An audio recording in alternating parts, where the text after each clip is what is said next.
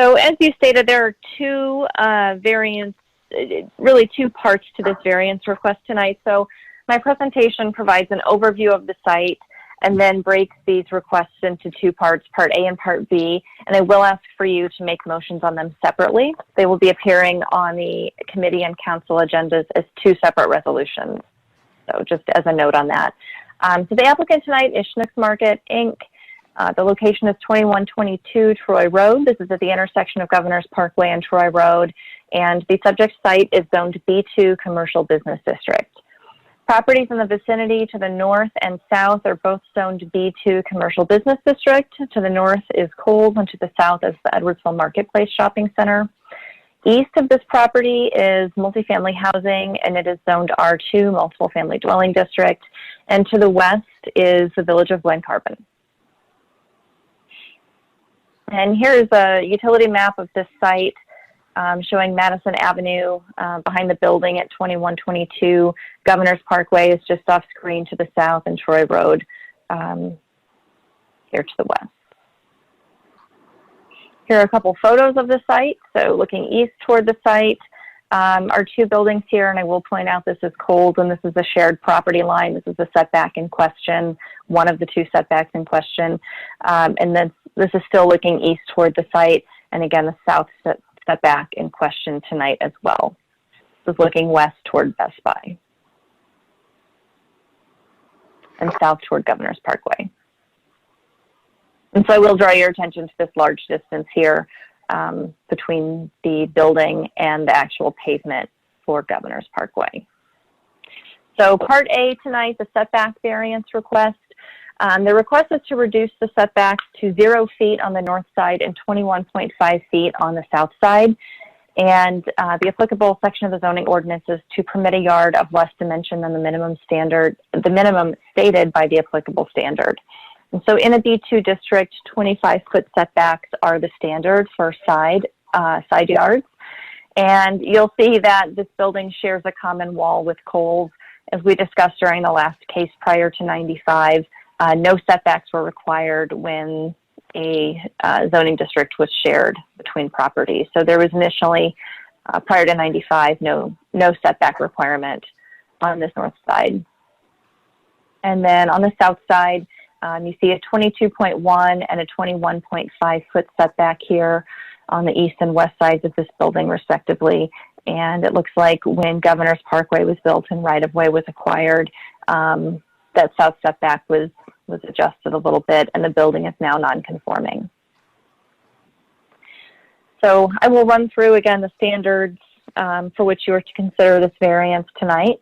The first is the particular physical surroundings, shape, or topographical condition of the specific property involved would result in a particular hardship upon the owner as distinguished from a mere inconvenience or loss of revenue if the strict letter of the regulations were carried out.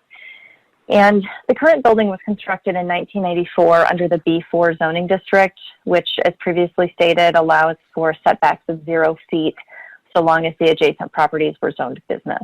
And in 1995, the zoning code update resulted in this property becoming non-conforming. The second finding of fact is the condition upon which the requested variance is based would not be applicable generally to other properties within the same zoning classification. And the required setbacks for the B2 district are 50 feet for the front yard and 25 feet for the side and rear yards. So this is applicable to all other properties within the zone. Finding of fact number 3 is that the alleged difficulty or hardship has not been created by any person having an interest in this property. Since the property was conforming when it was built, and the hardship is a direct result of the city updating its zoning code and requiring 25-foot side yard setback. So this hardship is not a result of anyone having an interest in this property.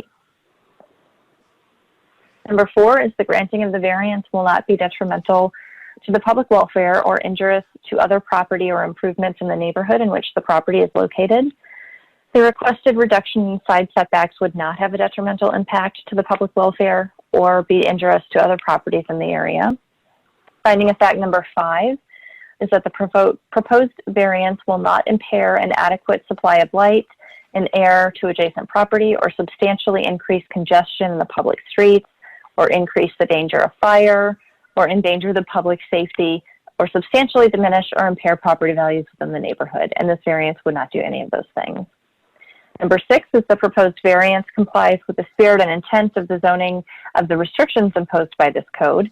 The requested variance does not comply with the spirit and intent of the zoning code. However, the building itself will be over 100 feet from the roadway surface of Governor's Parkway. So there is quite an adequate distance to the actual roadway.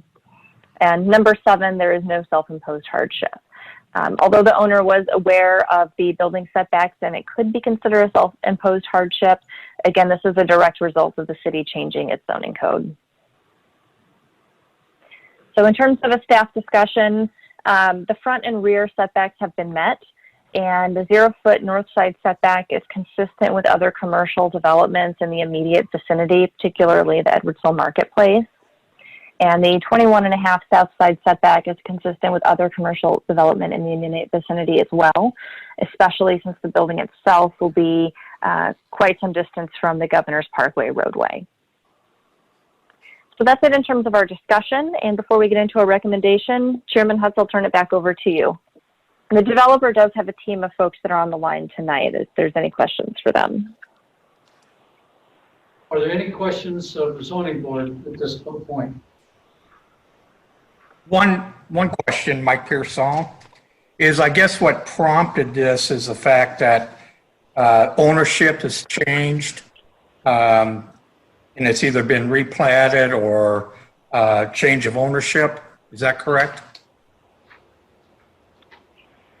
So Mike, yeah, the owner has, oh, go ahead. I'm sorry. Yeah, Mike, that's the change of ownership, and I think that's what I ended up with a measurement of that side setback on the Governor's Parkway side. We're not sure whether some of that was the result of that right-of-way being empty so long and probably not surveyed and not even necessarily established that well when that building was built. And now we've all come to an agreement on where the right-of-way is through the work, and there's a minor setback there. Sure. Okay. I also note one other thing real quick too, is that the setbacks will remain at 25 feet everywhere on the rest of the lot except at the building too. Thank you.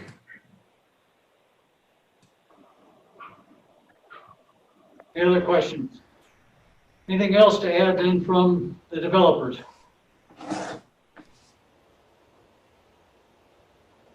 Hearing nothing, we'll proceed with staff recommendation. So staff's recommendation is to approve of the 0-foot side yard setback for the north side and the 21.5-foot side yard setback for the south side.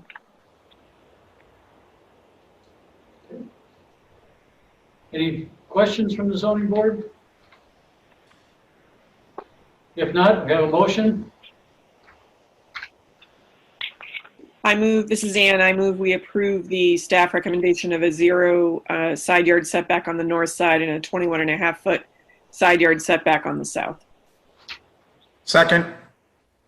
Second by Mike. Any other comments? Hearing none, roll call vote, please. Robertson, Yes. Zimmerman, Yes. Pearsall, Yes. McCaskill, Yes. Hutz. Yes.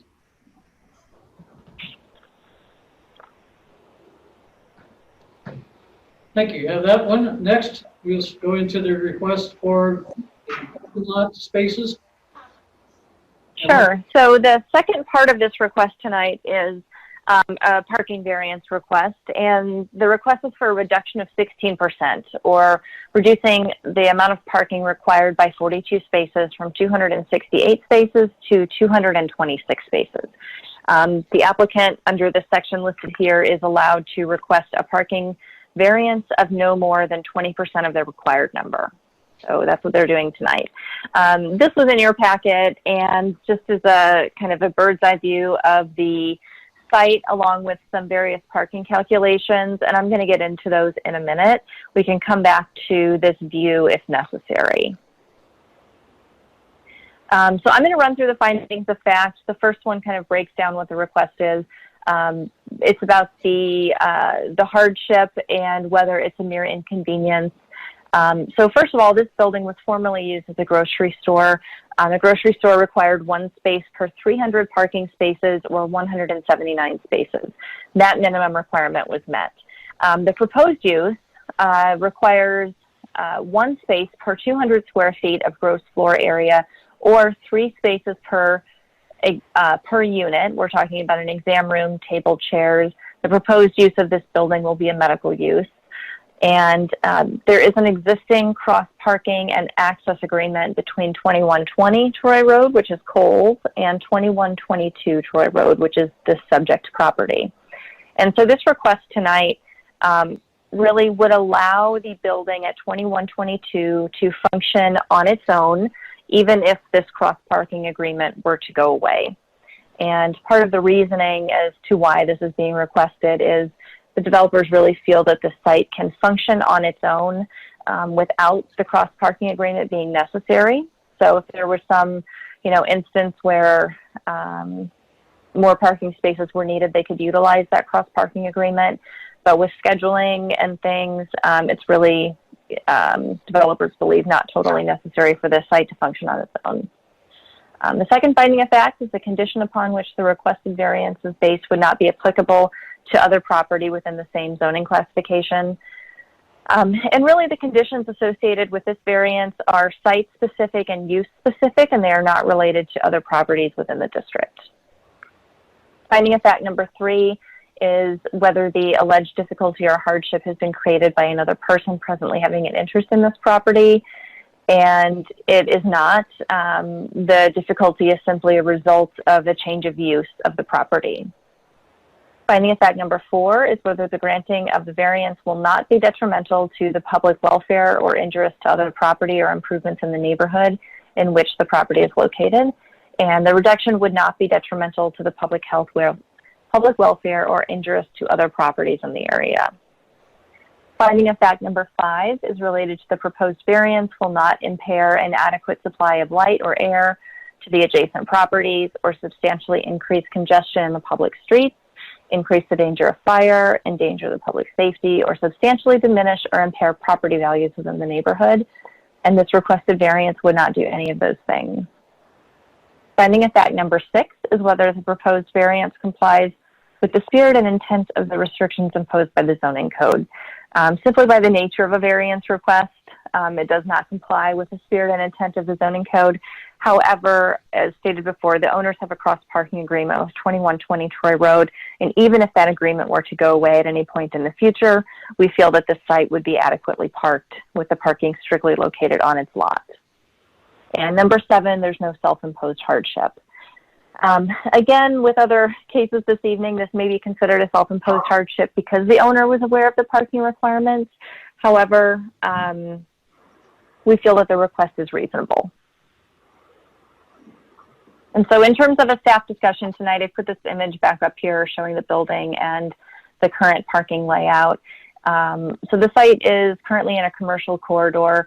Again, the shared parking agreement with Kohl's exists, and if the shared parking agreement were ever terminated, the user would be in compliance with all zoning regulations if this variance were to be granted. So at any point in the future, we could issue, a zoning verification letter stating that their property complies with the zoning code if this variance is granted. So before I move into our recommendation, I'll turn it back over to you, Chairman Hutz. Are there any comments, questions from the zoning board members? I have one question here. Looking at the 2 plats that are in the packet, preliminary plat and another preliminary plat. One more of a topo and the other one showing, I guess, easements. Is the property that we're looking at, does that include, on this one, it says existing parcel 3, existing parcel 2. Does that include all this, I guess I'm asking? You know what I'm looking at? Yeah, and I actually don't have the plat in front of Well, Okay. I might. Let me look that up. Just one moment, Mike. Appears that there was I'll call it a tail on the northwest corner of the property that previously could have been used for the grocery stores parking, where now it appears you're going to replat that piece of property and actually, I guess, divide a lot on the west edge. Would that be correct? Yeah, and I might be able to add a little bit to it. When it was originally laid out, what you're seeing in the preliminary plat is the area where it used to be the fuel station that was there back when Shop and Save was there, and that was torn down. It was acquired or it was created kind of as a separate parcel back in the day, and it will remain a separate parcel, but it's being reconfigured in a different plat process right now. The outlot that you see that says existing parcel 1, that's actually an area that Madison Avenue extends up through. And again, that was acquired separately because back in the 90s, when this building was built, by the time they determined they were going to add on to it, they added to the south of the building into an area which at that time served as a detention basin. In the picture Emily's got up on the screen right now, you can kind of see where the building does the jog. And so you can imagine that bottom jog is the area that used to be stormwater detention. And instead, they acquired this area that's now shown up on this preliminary plat as parcel 1. And that's where they placed the detention, which was across the right-of-way area where Madison Avenue extends down. Okay. I guess the question I have, though, too, is where the pumps, the gas self-service station, is that an outlot that is separate from this? Yes. So it still can be, quote, developed per se, as long as it meets the zoning and everything else, correct?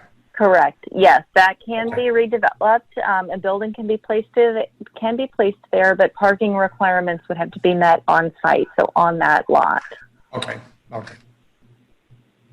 That clarifies it for me. Thank you. Okay, you're welcome. Anything else to be presented by the developers?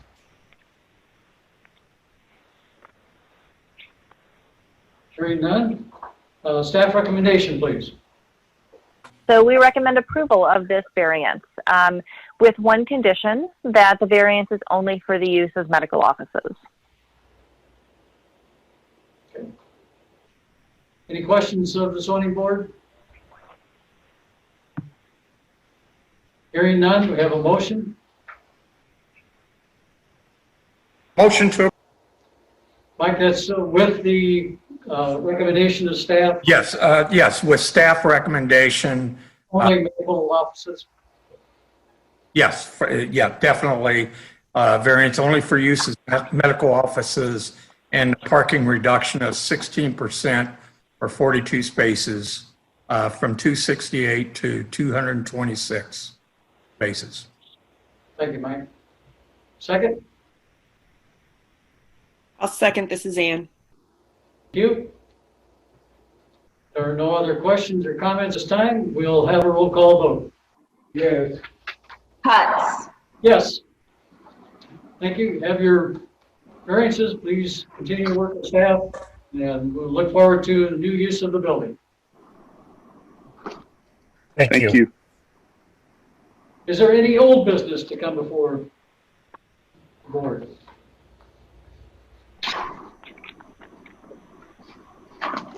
Hearing none. Any new business that we need to be prepared?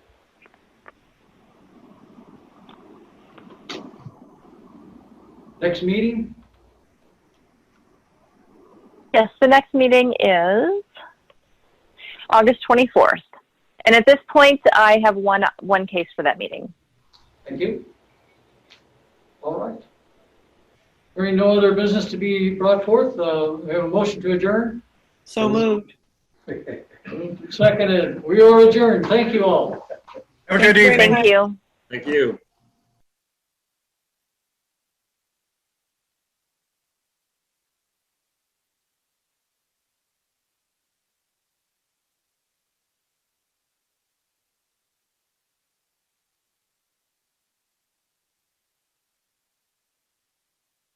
Guys, figuring out who counts in the 2020 census isn't complicated. Everyone living in your home on April 1st counts. My aunt and uncle who live with us count. My best friend who sleeps over every Friday night doesn't count. My new baby sister, she counts. My mom's best friend who's been living with us, she counts. Our dog, Mr. BB, should count, but he doesn't. Complete the census online, by phone, or by mail. Shape your future. Start here at 2020 Census.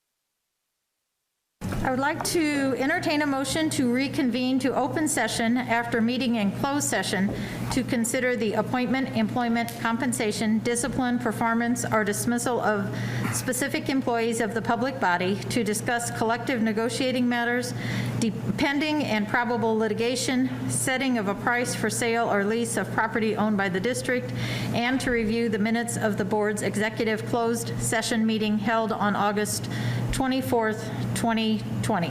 That is a motion. Do I hear a second? Second. And any discussion? Please call the roll. Bertles, Yes. Pitts, Yes. Della Riva, Yes. Olson, Yes. Brumback, Yes. McDowell, Yes. Robertson. Yes. Thank you. With the motion being approved to reconvene to open session, Carrie, would you please call the roll? Della Riva, Yes. Here. Olson, Here. Pitts, Present. Brumback, here, McDowell, Present. Robertson, Here. Bertles. Here. I would like to welcome our guests this evening. And at this time, I would like all to stand to say the Pledge of Allegiance. I pledge allegiance to the flag of the United States of America and to the republic for which it stands, one nation, under God, indivisible, with liberty and justice for all.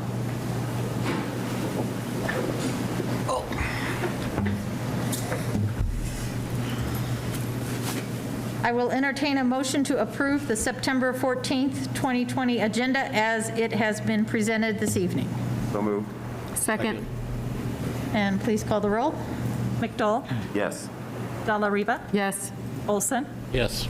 Pitts, Yes. Brumback, Yes. Robertson, Yes. Bertles. Yes. I will entertain a motion to approve the minutes of the board's executive closed session meeting held on August 24th, 2020. So move. Second. And questions? Please call the roll. Pitts, Yes. Robertson, Yes. Della Riva, Yes. Olson, Yes. Brumback, Yes. McDowell, Yes. Bertles. Yes. This evening, we are pleased to recognize the Edwardsville NAACP for partnering with District 7 to sponsor elementary media centers. I would like to invite Mr. John Cunningham to present a check to the Board of Education.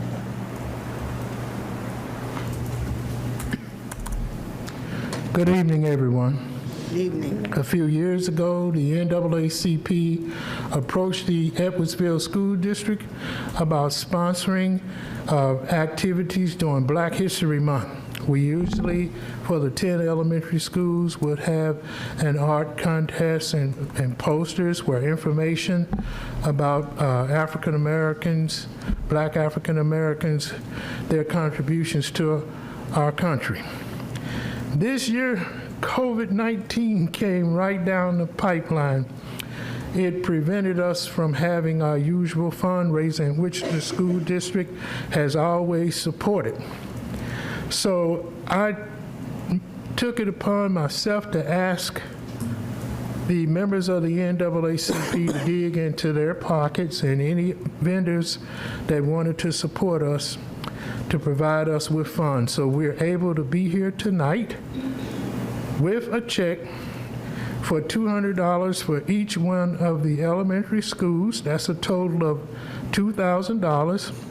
Plus, this year, we added both middle schools with $250 each.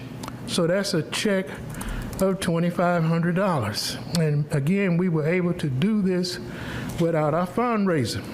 And we had 5 2020 graduates to receive $1,000 grants each, even though we didn't have our banquet this year. So we want to thank you, and we're here to support you in any way that we can. We know you've been doing all you can to meet the challenges that we've had in our community. I've heard and I believe that you have reached out the hand that you told us that you would when Dr. Henderson came on board and would begin having our buildings have the access to internet that you said you would do. So I think that plan is well under the way and unfolding itself. Couldn't have come at a better time to meet the crisis that we have. And again, we support you, and I've had the support of Dr. Cornelius Spear and early on Mr. Battle in organizing this program. We hope to continue to do it, and we hope to bring the middle schools on board. So we thank you. And it's not, usually the room would have 5 or 6 members of the NAACP with us, but we don't have that, but we do have members present in the room. Dr. Anderson. Thank you, sir. Thank you, sir. Good evening, everyone. Thank you, Mr. Cunningham. We appreciate the generosity of your group, so thank you very much. At this time, the board sets aside time for anyone wishing to address the board. We are going to start allowing Dr. Henderson read some emails that he has received, and then we will open it up to members of the public that are with us this evening. Thank you, Mrs. Birtles. And I will mention that even a little bit more at the next meeting, something Mr. Cunningham just said was there will be, at the next meeting, there's a public budget hearing, and there will be a much larger discussion about the technology and the impact of what's happening now and into the future. And I think we might even talk a little bit about it today as well, but we'll definitely cover it more at the next meeting. What I'm going to do is I got a few emails that people asked me to paraphrase and get some of the questions out. Then we'll listen to all the people in the public, and then during my report, we'll try the best we can to answer some of the questions and to discuss some of the issues that are available. We don't always get to every single one. There's usually quite a few, but I'll start by reading excerpts from 4 different emails that I've got. And so a lot of these are just kind of asking different types of questions. And so one of our first ones is the first 2 actually are involved with remote learning.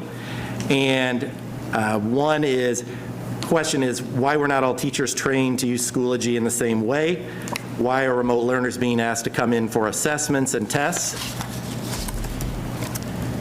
And we'll talk about that. If all students were to go into a remote system, will current remote students be impacted? Another question regarding taking assessments in person. Will remote learning be offered in the spring semester? If students who are currently in remote choose to change to in-person, how will they be integrated into existing classrooms? And this is from a resident, Michelle Konkovich. One more related to remote learning. How does the school track remote students who test positive for COVID-19? Do substitute teachers have a responsibility for providing instruction for remote students as well? And another regarding training, to discuss the training for remote and hybrid instruction. We will discuss that. And would like to know that the district's plan is to ensure that both in-person students and remote students receive the same level of instruction, and who should contact if this doesn't happen. And we have talked about that as well. And then the final email is on a different topic. It is on, of course, COVID, but it's related to the guidelines, the IDPH guidelines. And so this is a letter to Dr. Henderson, District 7 board members.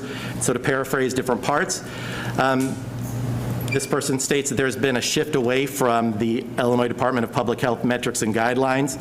And during the last board meeting, there was a decision about county metrics not being relevant to District 7's decision making, and a desire to seek more data specific to the Edwardsville area.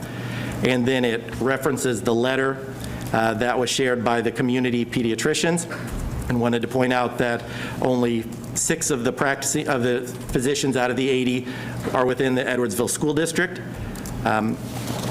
It goes through some of the different communications that have been from District 7 to parents, and bringing us to today, states that rather than following the IDPH metrics, we're waiting for 3 schools to experience outbreaks, and that's concerning to this person. This says more recent data suggests that children older than 10 may be spreading COVID as efficiently as adults. So while everyone can agree that it's usually best for children to be in school, it's not safe to do so in areas of substantial community spread.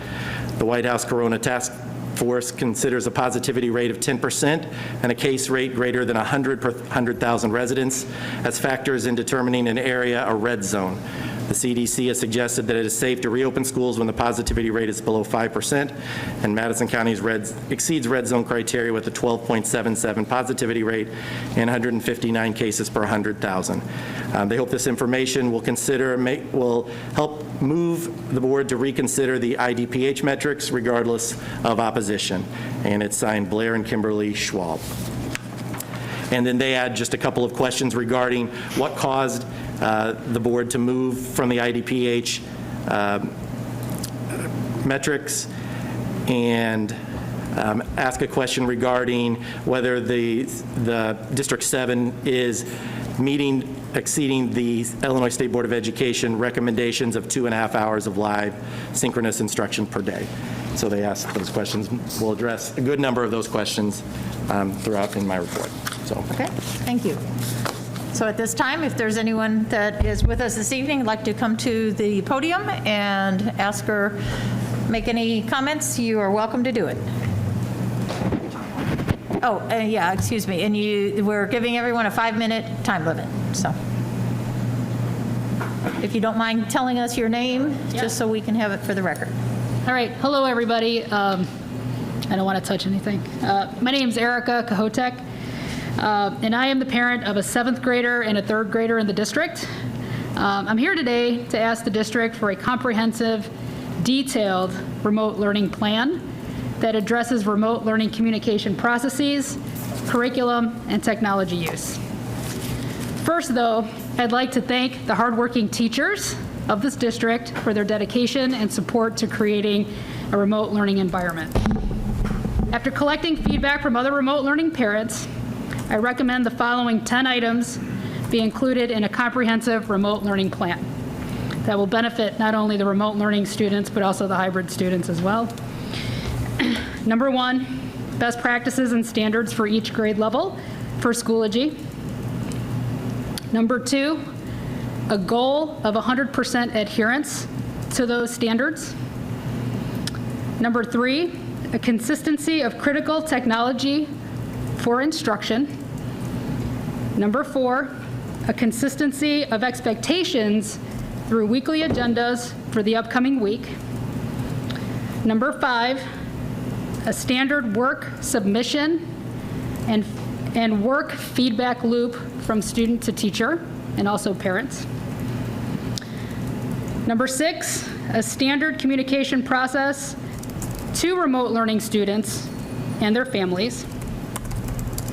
Number 7, pre-established process for if a Zoom instruction lesson is missed due to technology issues, that we have a pre-established process about how we handle those instances.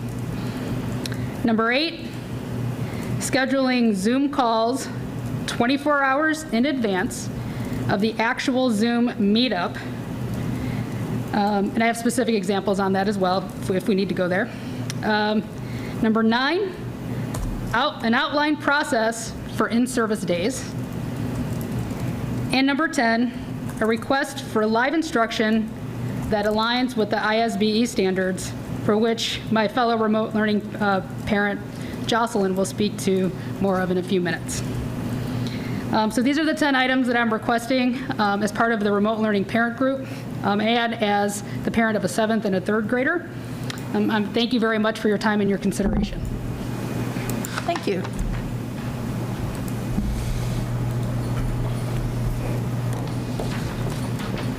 Is it okay to pass these out?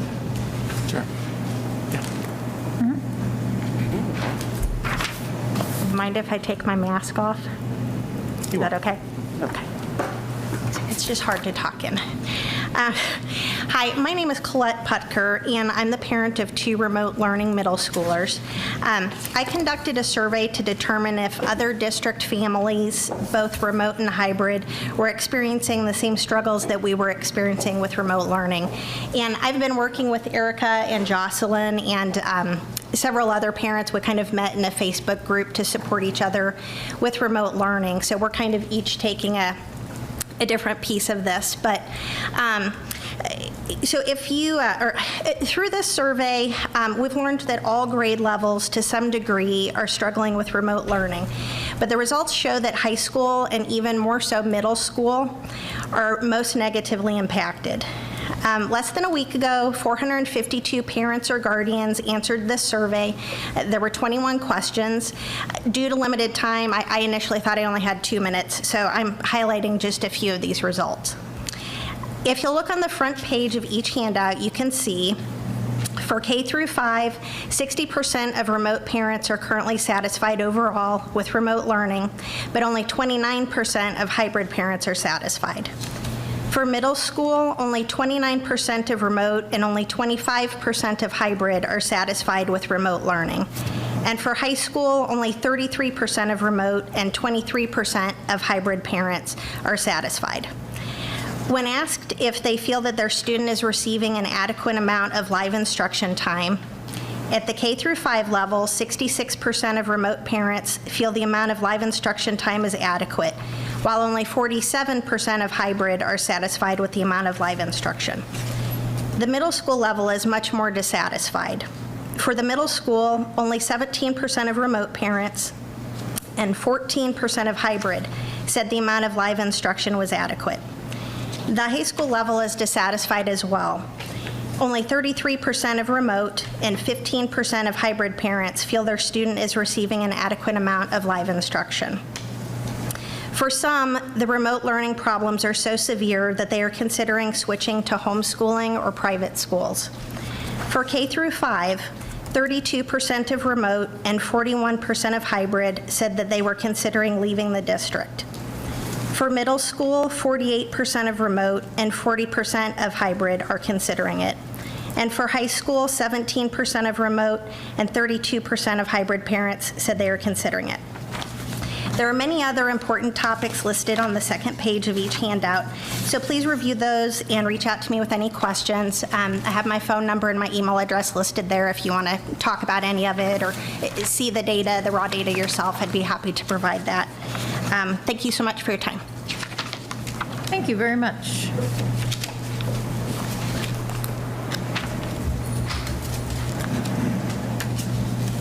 Good evening. My name is Jocelyn Abdul Rashid. I am the parent of a 9th grader and a 5th grader that are both in remote learning here in District 7. The Illinois State Board of Education strongly encourages 2.5 hours of synchronous learning with real-time instruction and interaction between teachers and students. Currently, District 7 is not committing to any synchronous learning. The District 7 Return to Learn plan states students in 100% remote learning will participate in 60 to 120 minutes of direct instruction per class each week. Direct instruction can be any live or recorded sessions by a teacher, their designee, to teach new material. Let's look at the guaranteed minimum instruction by some of our neighboring districts. Alton, 2.5 hours live synchronous daily. Belleville, 2.5 hours of live synchronous daily. East St. Louis, 2.5 to 4.5 hours live and asynchronous blend daily. Edwardsville, 0 minutes live synchronous daily. We offer 60 minutes of direct instruction per class per week in grades 6 through 12, which may be recorded. If it is the intention of this board to continue our status as a top-tier district, then we must, at a minimum, meet the level of instruction the majority of our peer districts have already adopted. So I think we can all agree, for our district using the ISB's recommendation of 2.5 hours of synchronous learning with real-time instruction and interaction between teachers and students as a minimal requirement is not an unreasonable expectation. We want to ensure District 7 does not disadvantage the remote learning students and is committed to ensuring remote learning students have equitable access to at least 2.5 hours of live synchronous instruction daily. Thank you. Thank you very much. Anyone else have any comments?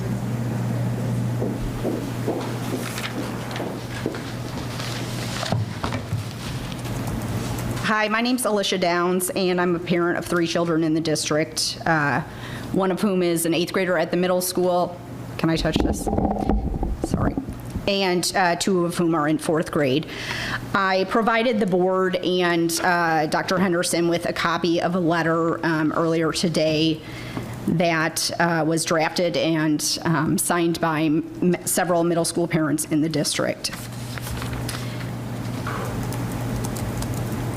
So I am here tonight not to speak just on behalf of my children, but on behalf of all of those middle school parents that were named in that letter. I would like to say first that we do appreciate all the efforts being made at this time. Parents understand that this is a constant evolving situation.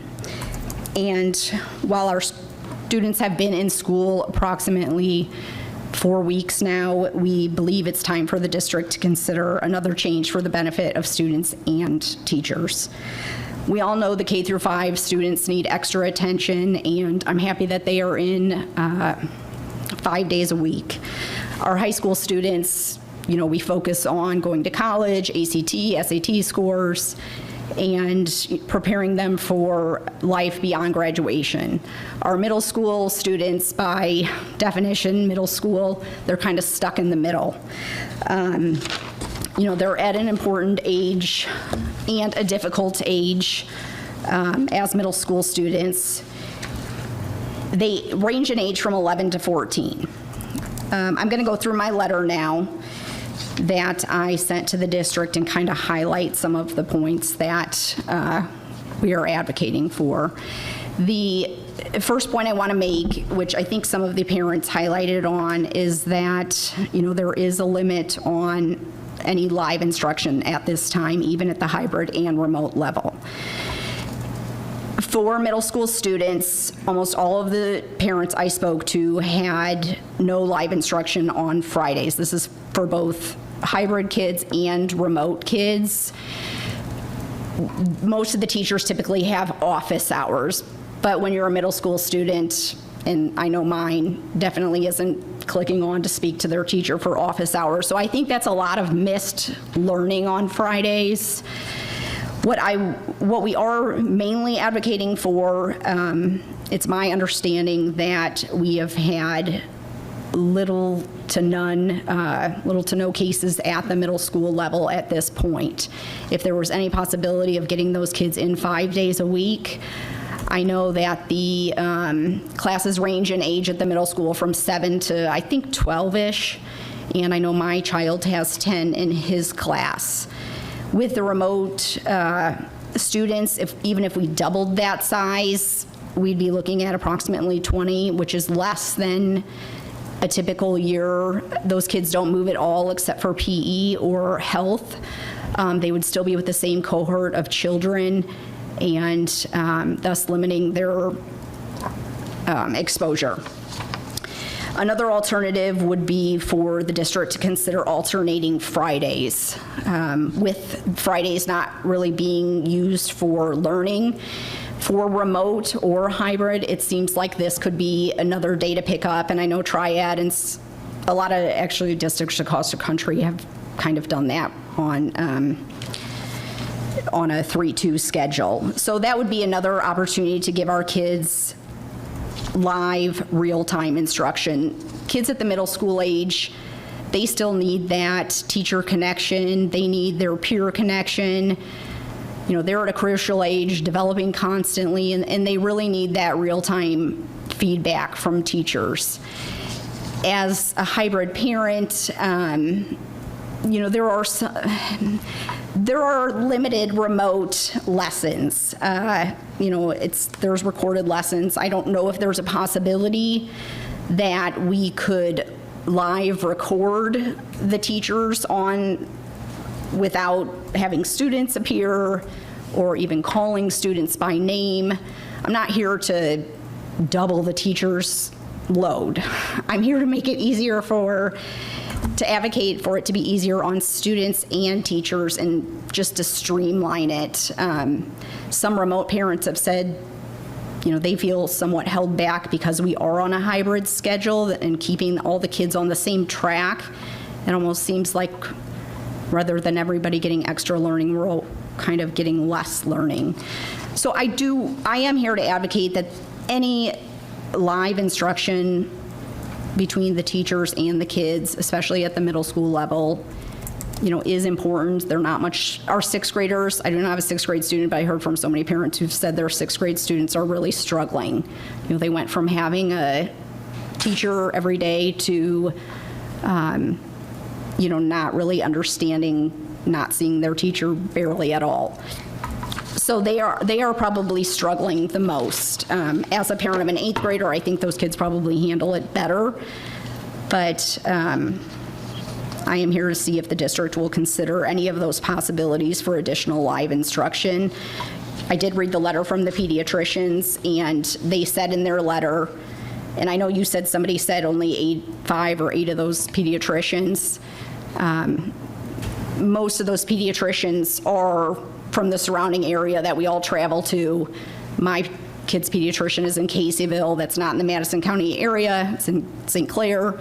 But we trust our pediatricians. I've been dealing with the pediatrician for 13 years, and when they tell us that the transmission rate is low in 0 to 14 years of age, and that's what they said in their letter, that's what we're currently seeing in the schools, then we're asking the district to consider additional instruction. Did I go over my 5 minutes? Just by a little bit. I was just getting ready to say if you're ready to wrap it up, but I appreciate your comments, so thank you. Anyone else have any comments for the board?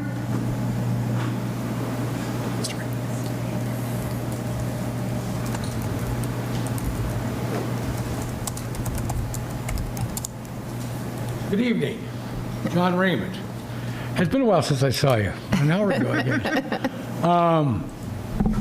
I truly understand what these parents are going through.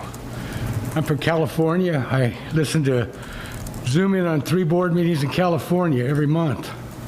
And they're not open. They would love to have the hybrid program that you guys have provided, the instruction and that. And I talked to teachers, administrators out of California and around here, and kids want to be in school. Myself personally, I just soon take off the mask, let's go back to school and let's get the thing over with, become herd immunity, move on.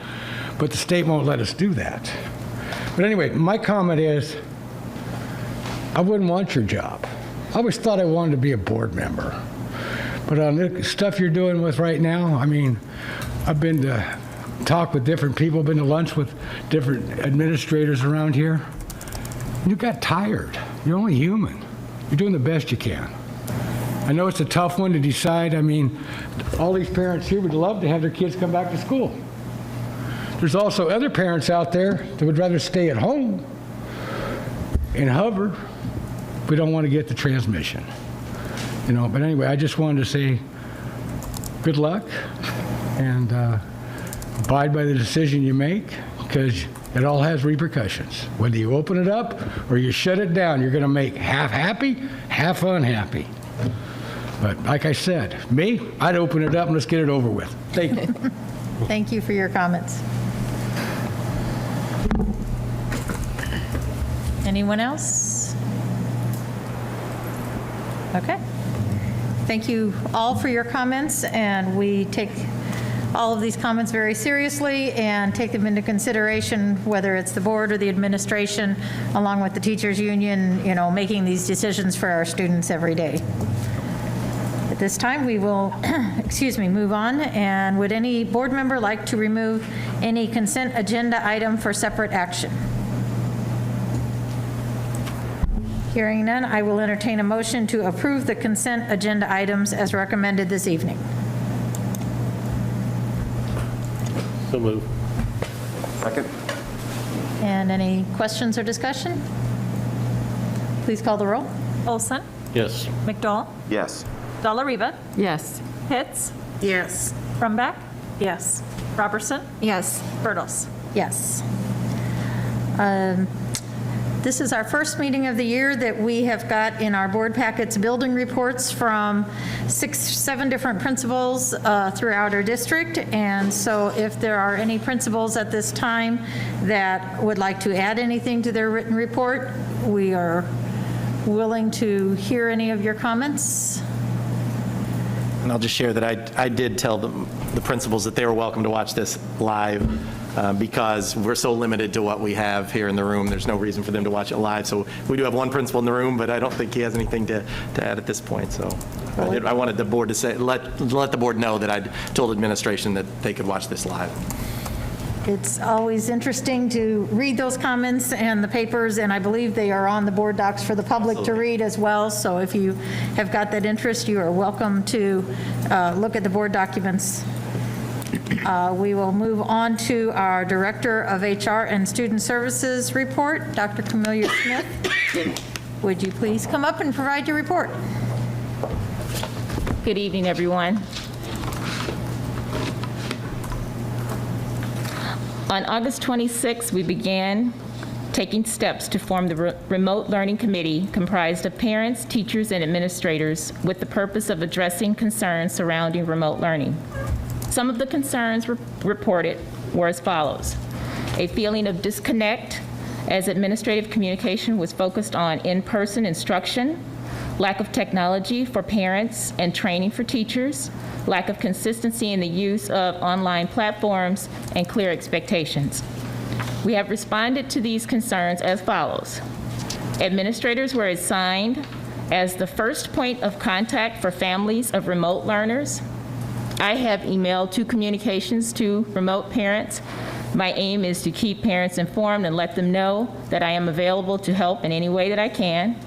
Our administrative team created an informative presentation which I shared last week with parents on the Remote Learning Committee, and I have subsequently shared that information with all parents of remote learners. Included within that is a time frame of developments related to remote learning that took place from March until now. We've added Zoom office hours with our instructional technology coordinator, affording parents support with Schoology and online platforms. This is offered through the first quarter, twice a week on Mondays and Wednesdays. Teachers have a special number and email address so that they can send tech issues, can be expedited. They can send those quickly and they will be addressed promptly. Another round of trainings will be offered to teachers on Schoology and other platforms. A remote learning planning day is scheduled for September 25th. We are in the process of specifying requirements and best practices for both remote and hybrid, which is scheduled to be released later this week. The Remote Learning Committee will continue to examine the current plan for remote learning and glean the valuable feedback and information we are getting from the perspectives of all those involved. We recognize the importance of working with parents and exploring our community resources to improve and develop a better plan, constantly improving the experience. It is my plan in the next week or 2 to convene with parent members of the Remote Learning Committee and continue to work through any issues that may arise. I will also continue to have conversations with the committee and work in concert with our various departments to establish solid solutions in order to improve remote learning for our students. Respectfully submitted. Thank you. Thank you. Does anyone have any questions for Dr. Smith? I do now that she's sat down. But I was just curious, because so much of what our middle school students and our high school students are experiencing in a hybrid schedule, is there going to be, and I think I've extended this question, some offerings that this committee can provide for office hours to those families and parents that are on the hybrid schedule? Make you get back up, too. Yep. Sorry, I know. I just wanted to make you walk. Well, I can't say that anything is off limits at this point if we see that it's an identified need for our students. Okay. Yeah, and do you know how much the office hours were used in the first couple days? I would just wonder, because that was one thing we were wondering, if we had a bunch of parents calling in, we might not be able to offer that as much. But I think I would set as a goal that we would open that up to hybrid parents as well. So we'll talk about that in the next couple days and see if we can do that. There's one Wednesday evening and Monday mornings. It's times when people can call in related to Schoology for families to get help. So we'll check that out and see if they had much business Yeah, this first week. I think that's probably doable based on the number of parents that have called. It's not been a whole lot. Okay. So. I just think it would be really helpful for those families because more than 50% of their learning is occurring on Schoology as well. So they could probably use that resource. Any other questions, comments? Thank you. We appreciate your input in our meeting. At this time, Dr. Henderson will provide his superintendent's report. Thank you, Mrs. Birtles.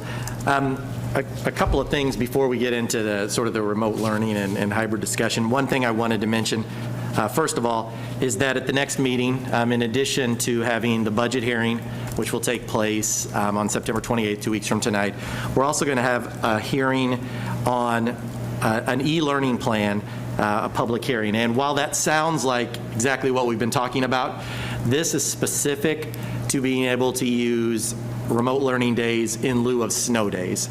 And it's a requirement that if we would like to do that as a district, that the board has to hold a public hearing and get a plan approved by the ROE. And we're at a situation now where we're doing enough remote days, and we know how the community feels about snow days and kind of waiting till the last minute, that if we could get this in place, if we could get it in place to where when the weather looked bad, we could call an e-learning day, that's something that we'd be interested in doing. And so we're developing we have to answer a bunch of questions from ISB and the ROE, and we're getting those prepared to do for the next meeting that we've got. So it's not specific, again, to remote learning. It's this one specific area of being able to use a remote learning day for a snow day, and all the things that would go along with that. Like, could we, would we want to make, one example, would we want to make sure if we did it, we called it before 3 o'clock on the day before so that we could get papers home to those kids that needed it? Things like that. Those are questions that have to be addressed in this. And so we're working on that. We're going to finish it up, run it through our associations, and then have it ready for a public hearing in 2 weeks.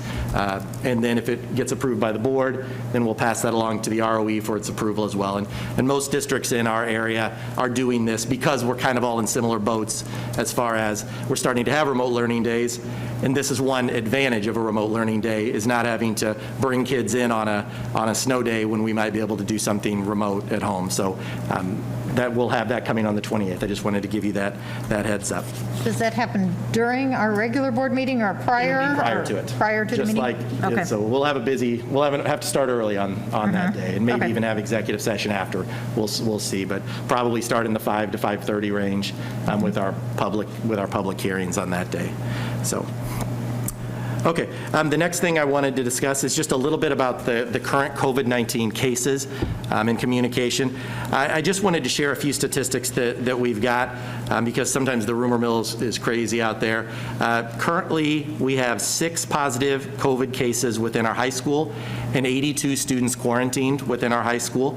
And I think it's important to remember that quarantined is actually, while it's never good, that's because of safety. We quarantine the kids so that there is not transmission. If anyone that's within close contact of those students or staff member that might be COVID positive, we're going to ask them to quarantine. And so the highest we got last week, we were at 107 at one point, but now as of today, we're at 82 students quarantined. Within our elementary schools, we had 1 new positive case today at Columbus. Those parents were informed. I just wanted to let everybody know that anytime there's a positive case, I just want to reinforce this, that anytime there's a positive case within a school, all families within that school will get a communication via email.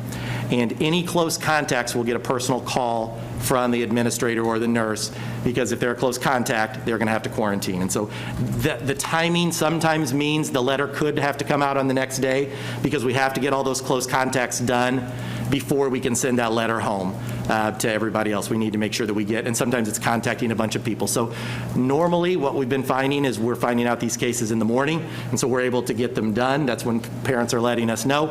And so so far, every time, we've been able to get the communications out.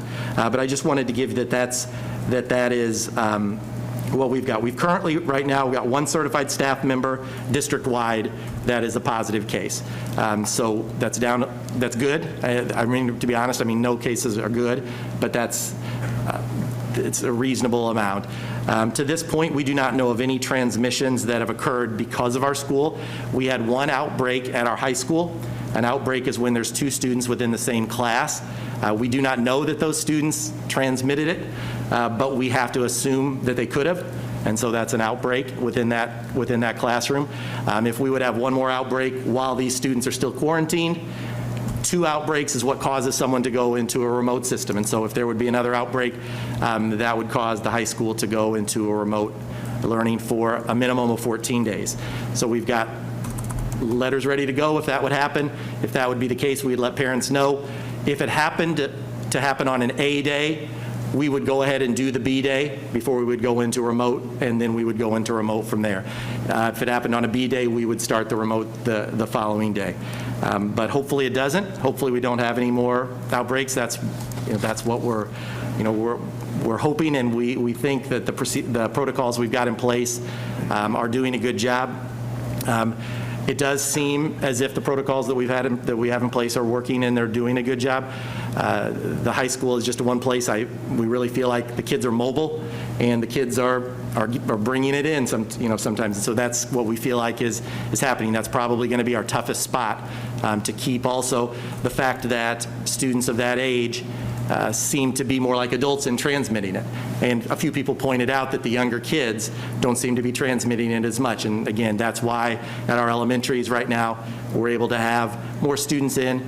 And we certainly will have the discussion as we move forward about, where is that breaking point, and we kind of need to follow our data. We'll talk a little more about that as we move forward. But I just wanted to share that that's the current number of cases.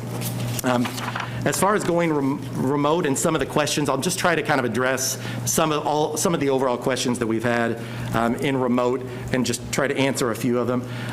If all students were we moved into remote, one person had a lot of questions regarding that. It would not impact the current remote students. They would stay with their same teachers. No current in-person students would be added to remote sections. Those are just like our regular sections in that they're capped. We can't go over a certain number for that. So if we were to go over that number, we would have to have new teachers or new sections of that remote learning. And that's why we can't really have people moving back and forth, because our numbers are capped at our levels at our remote learning. So that's where we are at this point. The issue of training, as Bryn brought up a couple times, I did want to mention that the notion that there hasn't been training at all for teachers is not correct. You can always do more training, and the fact that Schoology and all of this is new, we've got, just like students are at different levels, we've got teachers at different technology levels as well. So regardless of the training, there's always going to be a need for ongoing and continuing training. We started training on Schoology before school ended last year in May the few days before the school year was done, with the training to introduce the platform and inform staff. There's a self-paced Schoology course that could be taken over the summer. There were office hours available during the month of July. There were in-person sessions held over 2 days in July on Schoology. Every teacher did get a device, as was mentioned, this summer, and over 50 hour-long training sessions were provided to staff members on that device. In August, there was an additional hour of training to each K-8 teacher in Schoology and functionality. Since school has begun, we've had in-person trainings at each building, K-8, with our instructional technology coaches to support Schoology implementation, including the use of assessments, assignments, Nearpod. We had a 2-hour course for all teachers, K-5, both remote and in person, and a 2-hour course to all middle school teachers. The high school's been using Schoology, so there have been trainings offered, but not as many, because there are more teachers are more comfortable with that. In addition, as was mentioned, we have a remote planning day coming up here on September 25th, and we have a goal of constantly trying to get better with what we're doing. That's really why the committee was formed, to try to get some consistency. And with all the teachers that we've got, again, we're at different places. But we want to make it more consistent. And so the thought was, let's hear what the parents have to say. Let's hear the concerns that are out there. Let's get some people, who can you go to with your questions? So within each building, within each level, I guess the elementary is Dr. Smith, and our middle schools and high school each have a contact person, a first contact person for teachers and for staff. We're compiling a list. Right now, it's Dr. Smith mentioned, of best practices and sort of minimum requirements. We've already had those in our Return to Learn document, but we're trying to we want to make those available. The 2.5 hours gets mentioned a lot. I do want to say, with regard to the 2.5 hours of instruction, that is a goal that we've got. In some levels, I feel like that it's a bit arbitrary, just how that number was reached. For instance, at a kindergarten level, it'd be almost impossible to hold students for 2.5 hours of live instruction. A lot more can be done with some small groups of different types, some full group instruction, but we're working through those at the different levels. As you get older, the better the students are with the technology, the easier that it is, and the more reasonable it is to have closer to 2.5 hours of live instruction, depending on the number of classes that we've got. We think that we will get really close to in that ballpark at the middle and high school level for remote. I just don't want to promise something and then not be able to deliver it for every single person. But we are shooting for higher numbers of that live instruction. I do think that there are situations where recorded instruction is every bit as good. I'll give you an example. I was a math teacher, and if I was going to do remote learning, what I would want to do is record my lesson so kids could watch it, and then have discussion with them on going through the problems. And it might not be that we have 50 minutes of that a day, but it certainly is needed. There has to be interaction with the students. Absolutely, there has to be. Some of the best instruction that I've heard of is there's a couple math teachers that I've really heard have done great things, and that's the way that they're doing it. But they're not meeting the live instruction requirements, but they're doing a great job of getting good videos out there and then following up with questions. And so we are trying to focus on best practices rather than just strictly the time limit. That being said, we can't have people out there that are getting 10 minutes of instruction a day or things like that. It has to be better. So we're trying to push up the people that aren't doing that, that are under those limits. But just knowing that we're shooting, I don't want to say that 2.5 is, it's not like a magic number, but we're trying to get closer. And I appreciate the person who turned in the survey to me, because it shows that at that elementary level, there seems to be more satisfaction with the amount of time, even though I know that that's not always 2.5 hours, because that's what we've been talking about. So I think it's the quality, and I think if people felt like they were getting better quality, they wouldn't worry as much about the time, as far as it being a certain amount of time exactly. So we are trying to improve that. And we're gonna have some things that come out even before the end of this week that just says, here's kind of what to expect. And it's just from what we've learned. Some teachers, again, have just offered us great advice on how to better structure lessons and how to better do things. So with as many teachers that are in this district, it's difficult to get everyone on the same page for everything, but we're trying our best to raise those minimum standards of what we expect. And just continue to hold us accountable. That's fine. That's what, let's give us a chance to see how we can do over these next weeks. Dr. Smith will be providing updates to remote parents weekly, and so we're going to continue to try to make improvements on hybrid as well. Before I jump into the next thing, the question was brought up about taking assessments at school. One thing that we've been doing is we've been asking some middle and high school students, and maybe a little bit of elementary, and I don't think very much, to come in and potentially take some assessments at school on Fridays when the rest of the student body's not there, or at times that kind of work for them. I just wanted to say with that, we are working with parents. Some are comfortable and absolutely fine with doing this. Some have concerns. We've given assessments outside. We've given them under tents. We've taken assessment to someone's home before. I mean, we are working with people to get these done. There's situations like the SAT is going to be given at the high school next month. Every senior has to take that. And so it has to be at school. And so if it's not taken in the fall, they can take it in the spring, but we're going to have a day where we bring in all of our seniors and take the SAT. At the elementary level, we're wanting to benchmark our students. We've lost a lot of being able to see where are they at. All our remote kids to come in one time to be benchmarked in math and reading.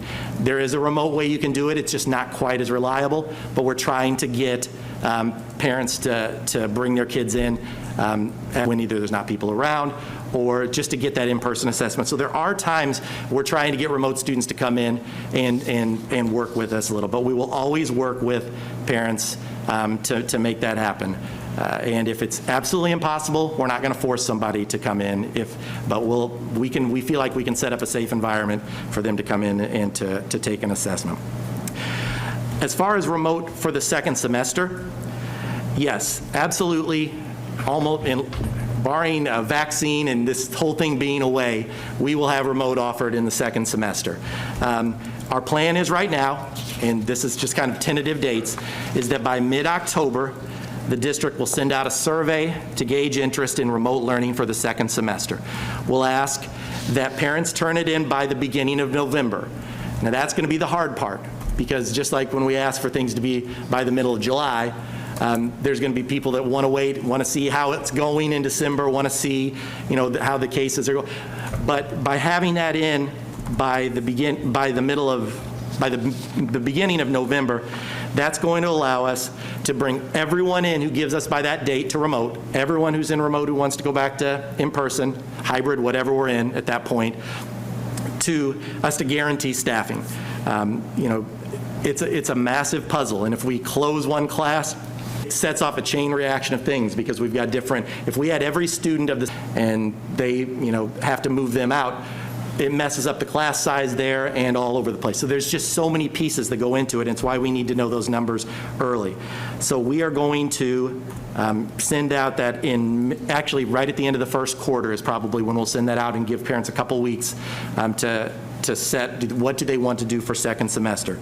Remote classes will never go larger than contractual limits. I mentioned that before.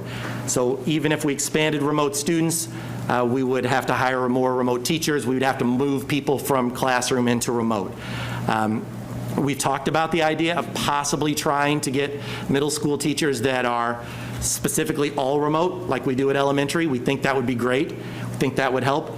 It's a huge challenge logistically to do, but if second semester, we've kind of talked about that today to see if it would be a possibility. We think that would help to do that if we could, but there's no way that could be till second semester. But we are working on ways to try to even lower those remote class sizes. We've got a couple little things that we're talking about at the middle school level. We'll send out multiple communications as we get closer to this to kind of let people know what's going on. But yes, remote's going to be offered during the second semester. As far as the hybrid schedule, we realize that hybrid is not perfect. My personal opinion is that I think any live instruction is better than remote. That's my opinion. There's some people out there that think going 5 days remote would be better than the current hybrid system.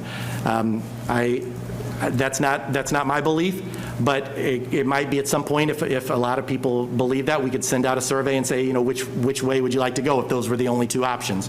But I really feel like the kids, and I think the board has stressed the importance of keeping the students in as much as we can. I'm certainly not against discussing the idea of the 3 and the 2 days for the hybrid.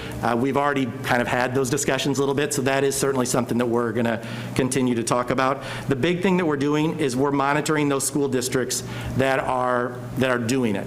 There's really only 2 school districts that we know of that have kids middle school and above going to school full-time, and we're watching them because it's different. The older kids, and really, I'll be honest, the high schools are struggling. There's an area district that has only one that I think that has all their high school kids going, and they have over 20% quarantined right now. I checked with their superintendent today. And so that's a problem. And I think a similar thing would happen at our district if we start to bring it back to 28 kids in a class. When you get the 6 kids that have it, then every class they're in has 6 or 7 kids around them that's going to be out. And so you start multiplying and thinking what that is. Every time someone walks to the door, you're probably going to lose 40 somewhere in that neighborhood amount kids to quarantine. So is that worth it? Is it, right now the hybrid seems to be controlling it a little bit, in that the most we've had is about 100 kids quarantined at one time at the high school. Maybe we'll find that at the middle school level, as we keep watching the data, that kids are not transmitting it, kind of like at the elementary, we don't seem to be transmitting. That would certainly weigh our decision and possibility. Maybe at some point we could try moving 6th grade into, for a couple weeks of 5, and then maybe moving it up to 7th grade and 8th grade. We just need to continue to see improvements in our area. And I know we're not basing everything on area metrics right now. We decided to use our internal metrics, but the area metrics matter, because if in our area there are a lot of cases, and it's just a matter of time till those people walk through our door. I mean, that's just the facts. And so while that's not what we're basing our decisions on, the district and the board decided to base its decisions on the actual cases and spread within our school. And that was a question that was asked as well. We took the advice of the physicians who said that kids aren't transmitting it very much to one another. They do more as they get older, which we've actually already seen. But we're relying on that data. If that data was ever to lead the other way, it could change what we do. And if we start to see outbreaks, that would lead us in that direction. So as of right now, the high school's been our kind of only area where we've even had one outbreak. And so we're thinking that the mitigation procedures, the protocols that we have in place are working, and we'll continue to have those conversations about, can we possibly think about the middle school? But if we put them in too early while there's still, a positivity rate of 15 in our area, and we look and every day in our county there's 15 kids under 20, well, if there's 15 kids under 20, a couple of them are going to be Edwardsville kids. And so we know that there's cases that are going to be in there. We've got to start seeing a shrinking there, and we've got to look at the data of the schools that have been trying it, see that it's working, and say, okay, we're ready to give this a shot. And I think the board will be willing, when we see a little bit more proof of that, to try to move kids back in. But if we do, and all of a sudden we have an outbreak, we'll be in worse shape than what we did. And so I do want people to realize that we want kids to be in school. That's our absolute goal. But that we've got to continue to feel like that we can do it safely. And we know if we bring every student back that we cannot social distance to the degree of what the CDC and the IDPH thinks is necessary. So because of that, we know we'd be putting ourselves in a situation where at least any time that there was a case, we would have to quarantine a number of students. And so I know I've kind of rambled on about this, but I want to just kind of share our thinking with how we do this moving forward.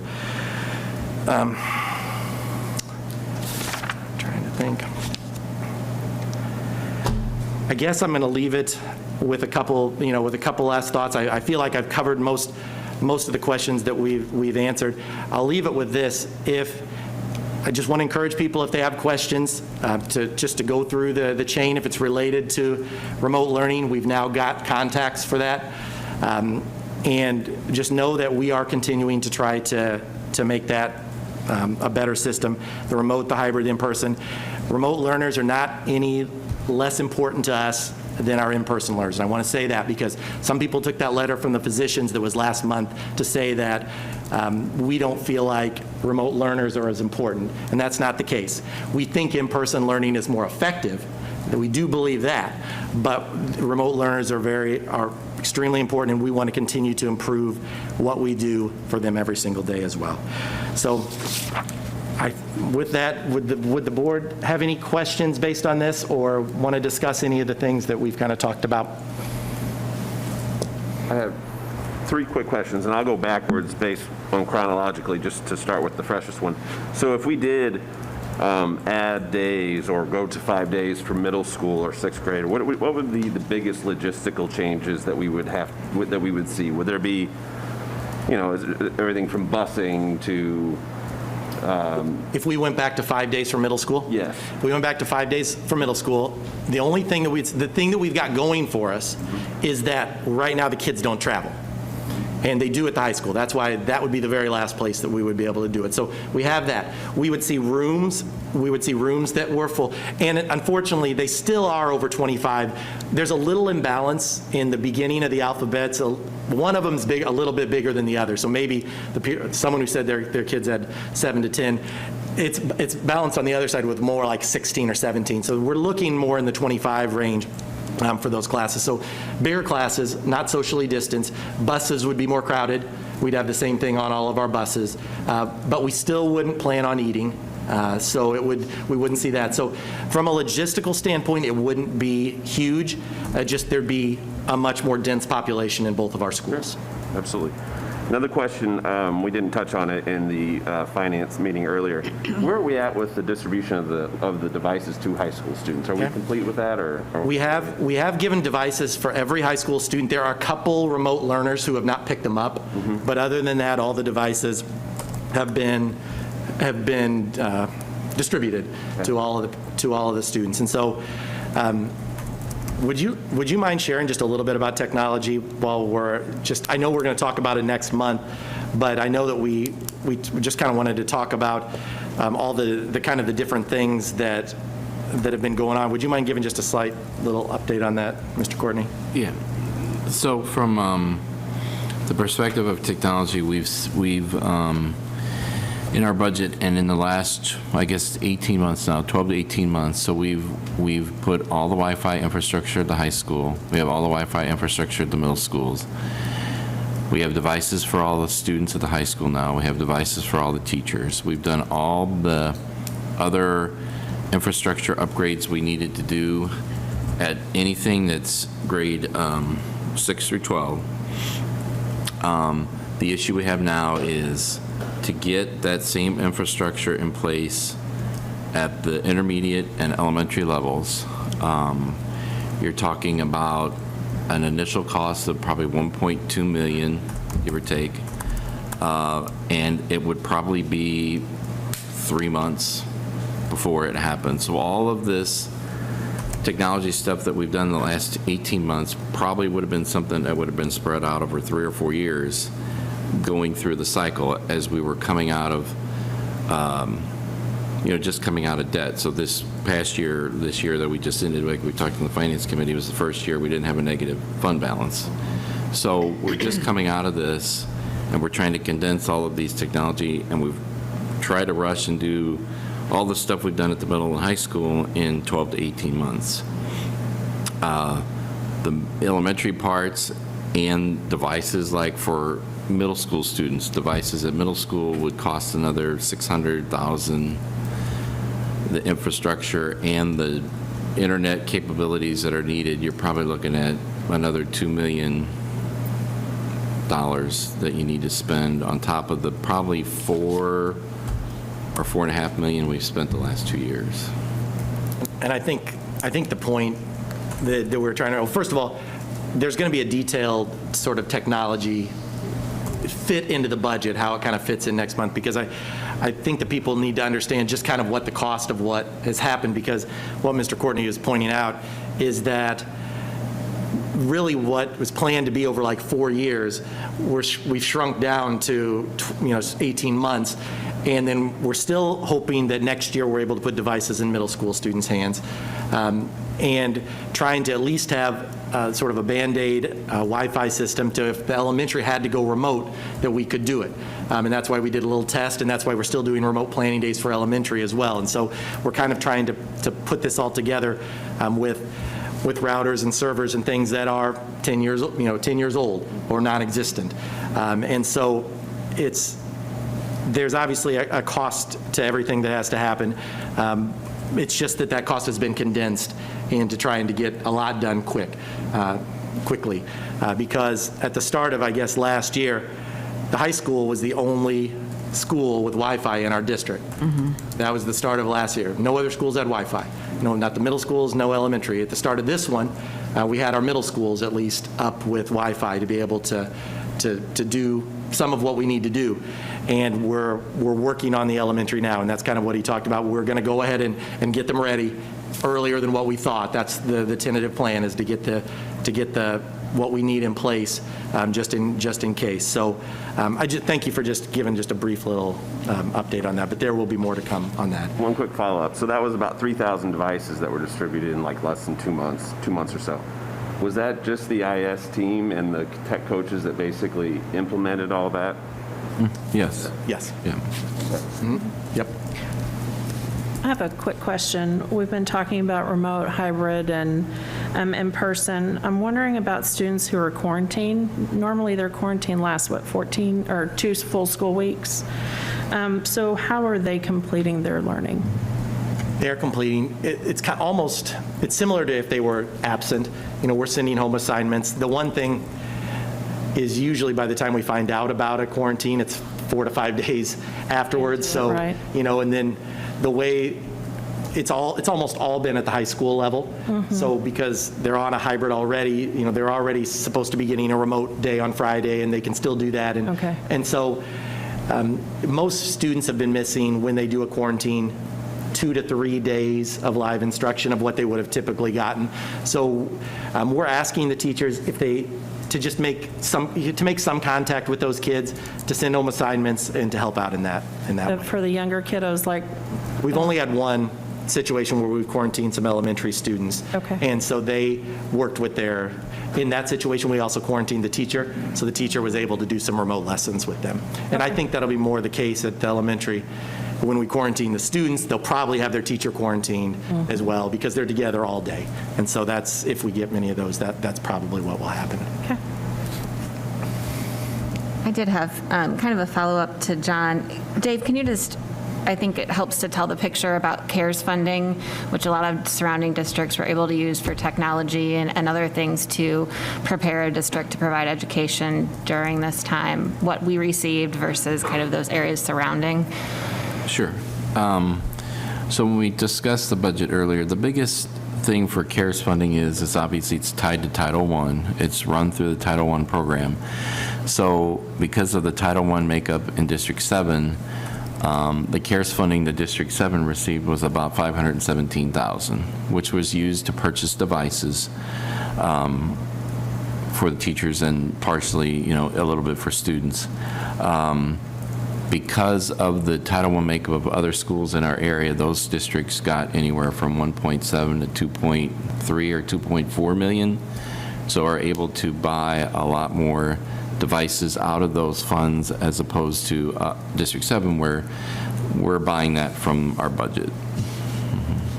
And just for those people that aren't aware, Title I typically means the number of free and reduced students. That's what makes up that. So the lower your population of free and reduced students, the less money that you get for title funding. And so I had another question that wasn't related to technology, but that was kind of the first time I heard you mention, I knew we were going to offer remote in spring, but what I didn't realize is that it could then potentially impact in-person classrooms. Explain that to me a little bit, just as a parent of 2 elementary age kids. Does that mean at semester then my first grader may have a different teacher the second half of the year? What does that look like? I wouldn't think that it would impact. You can't guarantee anything for sure. Right. I mean, if we have to bring in new teachers, someone's got to move to them. But probably in most cases, the people that would see a change, a remote student that came back to in-person would probably have a different teacher, because right now we have dedicated remote teachers at the elementary, so I could say that for sure. At the middle and high school, you might end up with the same teacher because they do both, so it's possible. But where we're going to have an issue, or just something to consider, is say we have a lot of people that want to come back. Say we have 100 people that want to come back over a few grade levels. Well, it impacts class size. And where does it impact it? Say we have 50 third graders, but they're spread out over Cassins and Columbus and Woodland. So we lose a remote teacher, but where does that teacher go? It's just a big puzzle that has to be put together, and why you have to look at where everybody is. There was 16 additional teachers hired this year over last year's total for class size, and 16 is pretty significant. But even that, they're still adding kids to a mix of someplace and not being able to add a new teacher. is going to cause them to go up, and we're really trying everything we can to make that not happen. So in a perfect world, we'd have about the same number of people that wanted to move in and wanted to move out. That would be ideal. And so hopefully there's some grade levels where that happened, or that it just works out that enough want to come out that we can easily move a teacher out. But again, the fact that it's different schools, it's just going to be, we're just going to have to see, because maybe at Columbus, what if at one school where there's 40 remote learners in third grade, 10 of them want to come out? Well, that's too many for one class of a remote still. You still have to have 2, but where are those 10 kids going to go? Do we have room for 10 kids to fit into the existing classes that we have? So that's the problem. Then they might have to do some shifting around. So based on your timeline, if that feedback comes in November, probably before winter break, these kids would have some idea. Our goal would be by November, and we keep moving up the deadline, but right now we're thinking if we get it around the beginning of November, we could have all the schedules done by middle November to by Thanksgiving, and then we'd know what we need to hire or move through the month of December to be able to provide everybody before Christmas break. And again, that would be our goal, is to have that all done. I have one more question. First one I wrote down. So I know you had mentioned at the beginning of your categories, topics you were talking about, that you talked about how if there's a positive case within a school, a letter's sent to parents. And so is there a protocol, and this is just out of curiosity, a protocol in place for relaying a positive case to faculty and staff of that school? I know there's a fine line between, privacy, HIPAA, all these different types of things. Does it go to the principal and then they relay it? Is there anything? We provide the same. Well, first of all, if it's in the teacher's class, yes, they get notified in person by the administrator. Yeah. If it's just in the building, they get the same notice that the staff, that the parents get. Okay. If it's just, of course, word circulates depending on what the building is, but absolutely, the staff finds out at the latest at the same time the parents find out. Okay. Thank you. I've got a question, and I'm not sure if I heard you clearly, but if you have a student in a classroom that has been tested positive, does the whole class go into quarantine, or just the students that are sitting around them, or what did you reference? It only has to be those in close contact. So, but at an elementary, because they spend the whole day together, it's sometimes more likely there's going to be more close contacts. Okay. Where at a high school level, because they're in a hybrid and right now they're spread out at the middle, there might only be in a given hour one person or two that are, close to them. Our elementaries have 20-ish, 21-ish, kids in the class, where right now our middle schools and our high schools are sitting at 10 to 15 to 16, 17. And so we can space them out more. And so that's why we talk, anytime a student would test positive, we'd talk to the teacher, give us potential close contacts. Tell us who within the class might be a close contact. And then we err on the side of safety. And we quarantine if there's any doubt, including the staff member, if they feel like they were in close contact. And sometimes the staff members do, and sometimes they don't. In fact, to be honest, most cases they don't at the high school and middle school, because they're up in front of the class. And so it's sometimes they do, though. So we always. You're saying if the student is on one side of the room, absolutely, you could have other students on the other side that are not quarantined. That is correct. Or something like that. Okay. And that's why they have assigned seats at middle school and high school. That's why every correct? class has assigned seats, and assigned seats on buses, because we have to go back to buses. We have to do, anytime there's a case, there's a lot of things that we have to do within our reach to contact trace the best that we can. Now, the health department does that as well, but they run behind us. They do their contact tracing. Usually we're long done by the time the health department does their contact tracing. We usually find out before them, usually. Any other questions regarding his report? Okay. Thank you. Thank you very much for all the information. We will now move on to committee reports, and the first of which is the Policy Committee. And Terry Della-Riva, do you have a report for us, please? Yes. The Policy Committee met on September 2nd. We discussed the 13 policies that are on tonight's board report. These updates are aligned with the Illinois School Code and provided through our press Plus subscription, say that 3 times fast, through the IASB. Board members are in the process of reviewing all of them, and you can access those on the district's website. Okay, and then they will be approved, not at the next meeting, but the meeting following that, correct? Correct. Okay. The next committee would be the Facilities Committee. Thank you. Ms. Deb Pitts. Thank you. The Facilities Committee met this evening, and Mr. Courtney shared with us some of the summer projects and authorizing 15 change orders with us this evening from Operations and Maintenance Fund and Health Life Safety. So there were most of the facility change orders were all taken care of, so thanks to Mr. Courtney. Thank you very much. And we will approve those later in this meeting.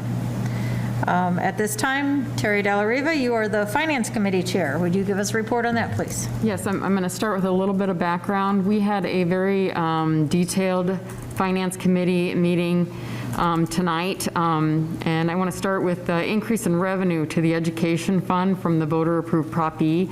With that, the school district has been able to provide a balanced budget in 2018 and 2019, and 2019 and 2020. During that time, we've been able to accomplish significant curriculum reviews for both math and science.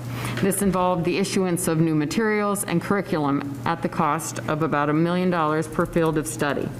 At the same time, in 2018, 2019, under the direction of the superintendent, we set out to upgrade old technology, or to put it plainly, to add it where it simply did not exist.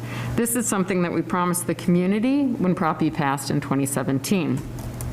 This year, just due to the unforeseen difficulties of the pandemic, we are projecting a $1.4 million deficit in the ed fund.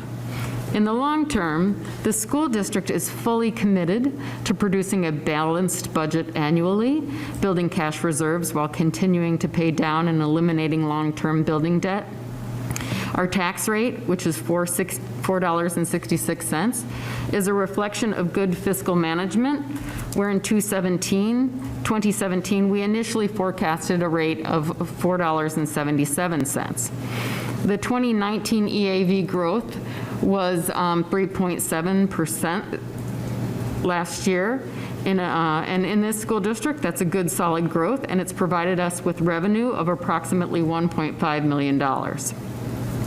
Combined with our ed fund surplus at the close of 2019-2020, those funds will help us through the challenging 2020-21 fiscal year. The CARES Act, which provided $517,000, as we discussed earlier, to our schools, is not a sufficient amount to cover the increased needs of our educational environment. We have forecasted lost revenue as well in the amount of $2.1 million. Last year, our budget accepted a one-time TIF payment from the Village of Glen Carbon for $870,000. And we are promised a TIF payment from Edwardsville in the amount of $740,000, which we have not seen yet, and hopefully that payment will absorb some of the deficit in our 2020-2021 fiscal year. The uncertainty of COVID-19 has affected daily operations and educational decisions. We are now making many layers of decisions in terms of distance learning, hybrid, and remote learning, in addition to safe classroom learning.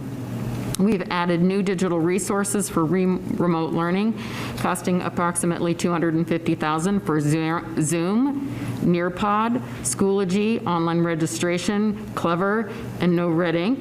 Schoology, an online learning management system that provided a central point for students and parents for curriculum content and communication, was implemented through all grade levels this year.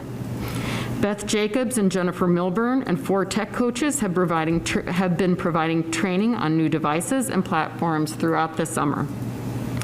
Custodial supplies, PPE, face masks, additional miscellaneous supplies needs have increased $300,000. Additional tech expenses have increased approximately $300,000. The school district purchased 2-in-1 Dell laptops for teachers for $501,000. EHF students received Dell Latitude 3410 laptops. Student-needed devices that support window applications for many departments at EHS, including math, science, business, and computer science, as well as the Schoology platform and various other platforms that we use. This was at a cost of $1.3, almost $1.4 million. Our tech budget has increased from last year of $1.8 million to $2.1 million. Of that $2.1 million, I believe you said, Dave, $400,000 has not yet been earmarked for expenditures, which does not leave us a lot of room. Additionally, class sizes for K through 5 have been reduced and average 19 through 21 students per class. 16 teachers were added, and the board approved teacher overages at the value of $150,000 a semester. Overall, we have seen personnel expenditures increase approximately $1 million. Some further discussion over the next several weeks will encompass our curriculum plan, as well as the revision of our 2-year technology plan, which was in place this past spring until we had the unexpected challenge of remote learning. We've sped up the technology plan. We have 7 full-time technical people: Jean, Jennifer, Mark, Craig, Rusty, and Kevin, and newly hired Zebulon under Bill Minor's direction. They've been working very hard to make sure we have excellent technical support throughout the district. In regards to allocation of resources for technology in this coming year, I want to give you some background. With the funds from Prop E, we've installed Wi-Fi networks for EHS in 2018, and this past year at Lincoln and Liberty for approximately $1 million. As it stands, the 4 intermediate and 6 primary schools do not have networks to meet the demands of approximately 305 classrooms. Wi-Fi networks would cost, as Dave said earlier, $1.2 million. That does not include, that does not include student devices, but it does include additional bandwidth if we were to provide the devices to students. Additionally, increasing internet connectivity and additional supports would have to be figured into the budget of at $150,000 a year as well. To accomplish installations, it would take, as we said earlier, 3 to 4 months at a minimum for the work to be done.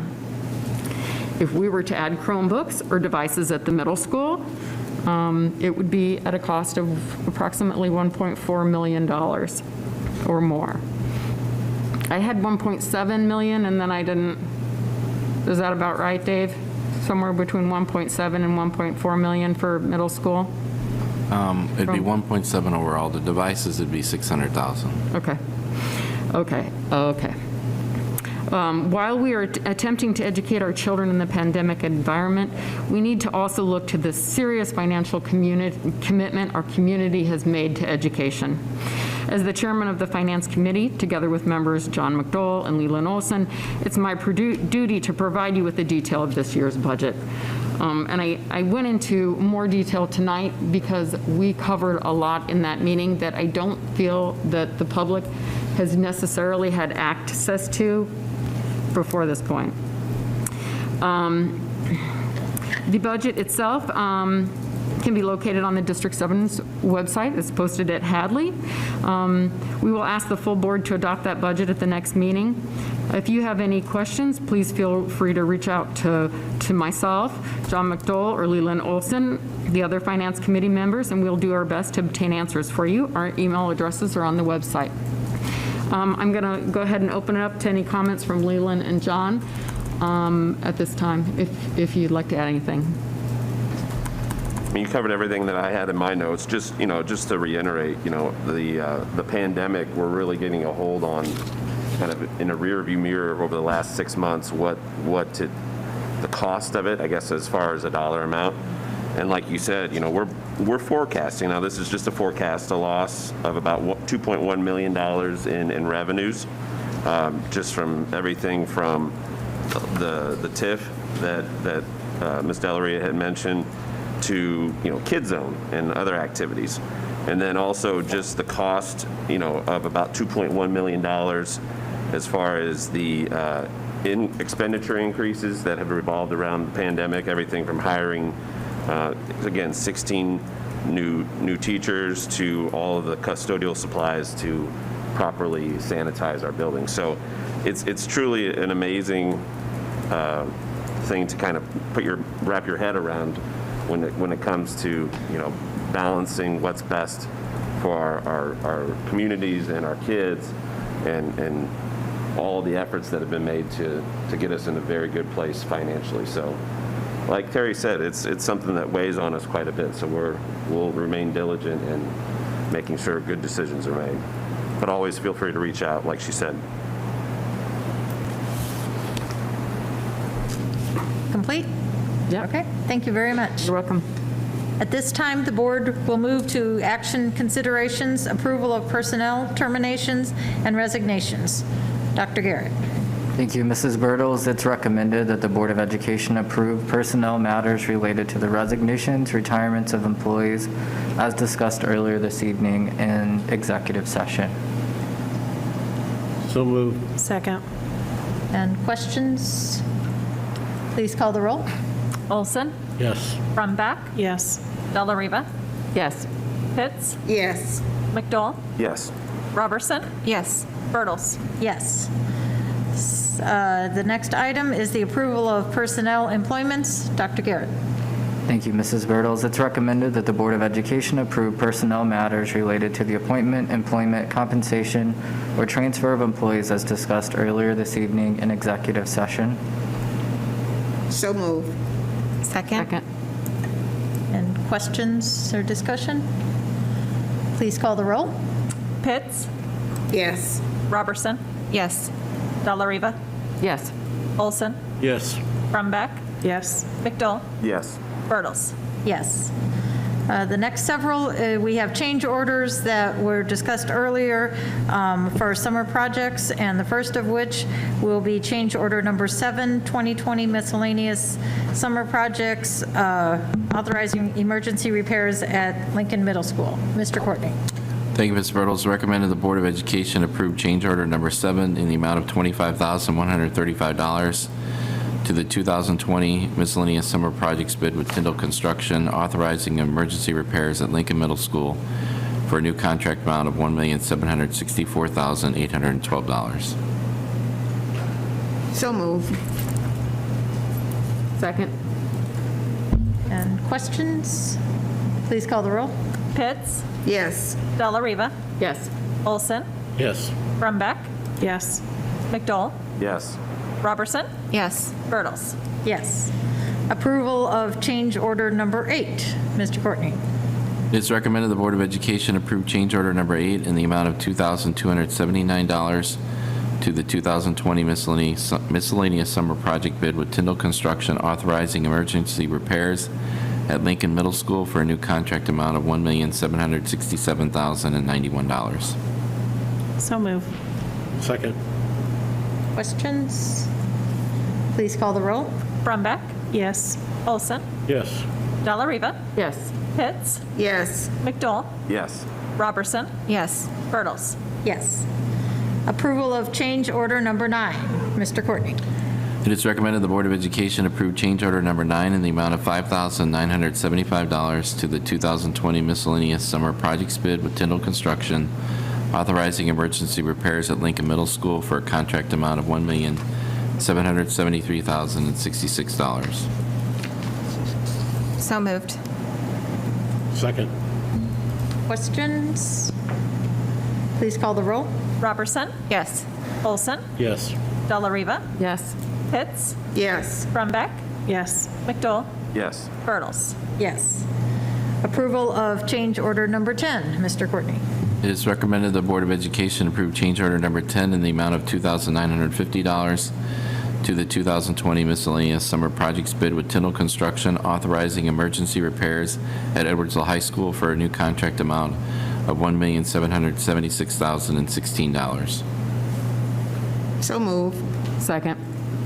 And questions? Please call the roll. Pitts? Yes. Delariva. Yes. Olson. Yes. Brumback. Yes. McDowell. Yes. Robertson. Yes. Bertles. Yes. Next, the approval of change order number 11. Mr. Courtney. It is recommended the Board of Education approve change order number 11 in the amount of $6,138 to the 2020 miscellaneous summer project bid with Tyndall Construction, authorizing emergency repairs at LeClaire Elementary School for a new contract amount of $1,782,154. So moved. Second. Any questions? Please call the roll. McDowell. Yes. Brumback. Yes. Delariva. Yes. Olson. Yes. Pitts. Yes. Robertson. Yes. Bertles. Yes. Approval of change order number 12. Mr. Courtney. It is recommended the Board of Education approve change order number 12 in the amount of $11,227 to the 2020 miscellaneous summer projects bid with Tyndall Construction, authorizing emergency repairs at Edwardsville High School for a new contract amount of $1,793,381. So moved. Second. Questions? Please call the roll.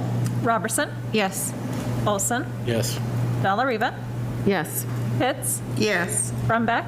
Yes. McDowell. Yes. Robertson. Sorry, Bertles. Yes. Only a few more left.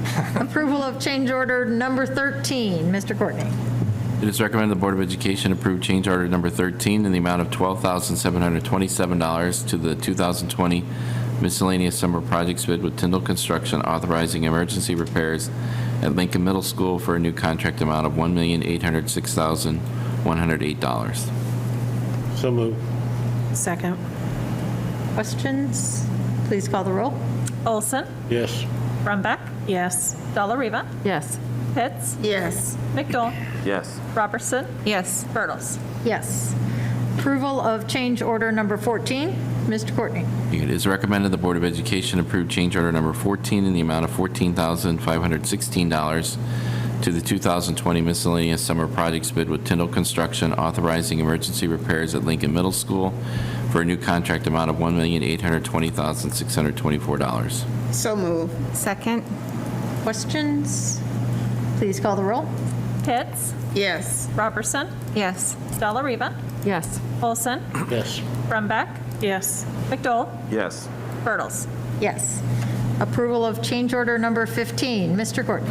Thank you, Ms. Bertles. Recommended the Board of Education approve change order number 15 in the amount of $33,024 to the 2020 miscellaneous summer project bid with Tyndall Construction, authorizing emergency repairs at Lincoln Middle School for a new contract amount of $1,853,648.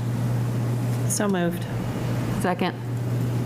And questions? I have one comment real quick. Just Yes. going through this list of, we obviously have a total of 15 change orders over the last several meetings, and we're talking about 1.7, 1.8 million. One thing I want to remind anybody who's observing the meeting that, we had just gotten done talking about the education fund and the fluctuation and whatnot. All of the costs of these types of activities are number one, they're diligently budgeted, but number two, they come out of a different fund altogether. Correct. The operation and maintenance fund or the health life safety fund. Right. Yeah. And the original contract on this original contract bid was 1.5 million. Right. And it was out of last year's budget as well. Correct. Right? So we didn't even anticipate it. The timing of the pandemic was just, we'd already planned on all of these activities, budgeted for it in last year, and then the pandemic happened, so. Correct. And the O&M fund and health life safety they're in good condition. Yes. Very good condition. That's all. Good point. Any Thank other you. questions or comments? Please call the roll. Brumback. Yes. Delariva. Yes. Olson. Yes. Pitts. Yes. McDowell. Yes. Robertson. Yes. Bertles. Yes. Approval to enter into a land lease between District 7 and the City of Edwardsville. Dr. Henderson. Thank you, Mrs. Birtles. This is just an agreement between the City of Edwardsville. They've requested to construct an indoor recreational facility, including an indoor ice rink, indoor track facility, and indoor fitness area, including a parking lot on the grounds of Edwardsville High School. So with no additional funds, it's asking for a land lease. It's recommended that the Board of Education approve a land lease between District 7 and the City of Edwardsville for the purpose of constructing an indoor recreational facility as described. Any questions or comments? Oh, I'm sorry, we need a motion. Do we hear of a motion? So moved. Second? Are we discussing or? We will have discussion after the second. Did you second? I said second. Okay. I wasn't sure what was going on. I wasn't sure. Okay, questions or discussion? Well, I mean, I think this is something that we've been talking about over the course of the last at least year or so. I do know that we were supplied plans for that rec center, and it's going to sit on approximately, I think it was 5 acres of land, 5.9 acres of land. And then we have a remaining additional 5 acres of land as well. Is that right, Dave? I think it's more than that. Okay. But yeah, it's at least that. Maybe, okay. And so just by way of background, this is something that we've been discussing. It's, and the city is working very hard on making sure that that project is fully funded right now. Yeah, I guess that's what, just for clarification, we are agreeing to lend them or lease them this land, but if for some reason the ice rink does not go into fruition, this will be null and void, that it will not be used for any other purpose than what is stated, correct? Any other questions or comments? Well, and I just wanted to make it clear that the cost of that ice rink is not going to be a burden to, we don't want it to be a burden to the school district, and that, you know, the lease of the land is what we've agreed to. Correct. Yeah, the land lease, the city, yeah, is constructing it at their cost.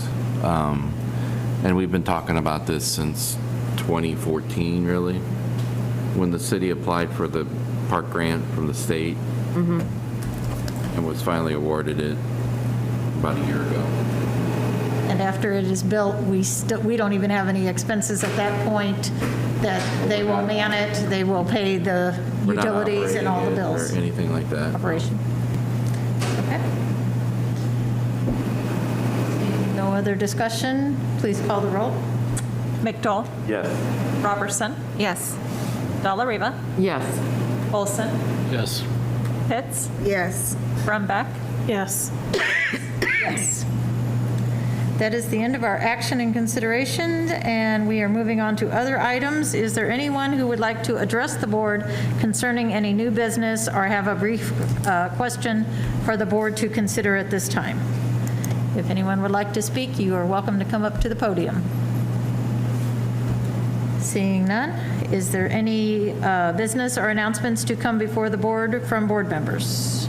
I did just want to reiterate something we talked about earlier, because I've had the question several times, that the district has approved or has applied for the USDA lunch and breakfast program that would provide meals at no cost to all students. And we are awaiting, I guess, approval. As soon as we get notice from the USDA that we've been accepted, we'll send out communications to all parents. But basically, it's kind of like what happened when the pandemic started. This will allow all students, remote, in-person, hybrid, not just free and reduced, all students to get a free breakfast and lunch if they would like to get that once we get approval. So as soon as we get approval, we'll send out communications and make that available to all students for as long as the program runs, which is until they run out of money. Right. Sometime in probably December is probably the guess. So. Is that only 5 days a week, though? Yes, just during the school week. During That's correct. school days? Okay. Okay. Seeing there's no other business, do I have a motion to adjourn? Second. And all in favor say aye. Aye. Thank you very much for sharing your evening with us.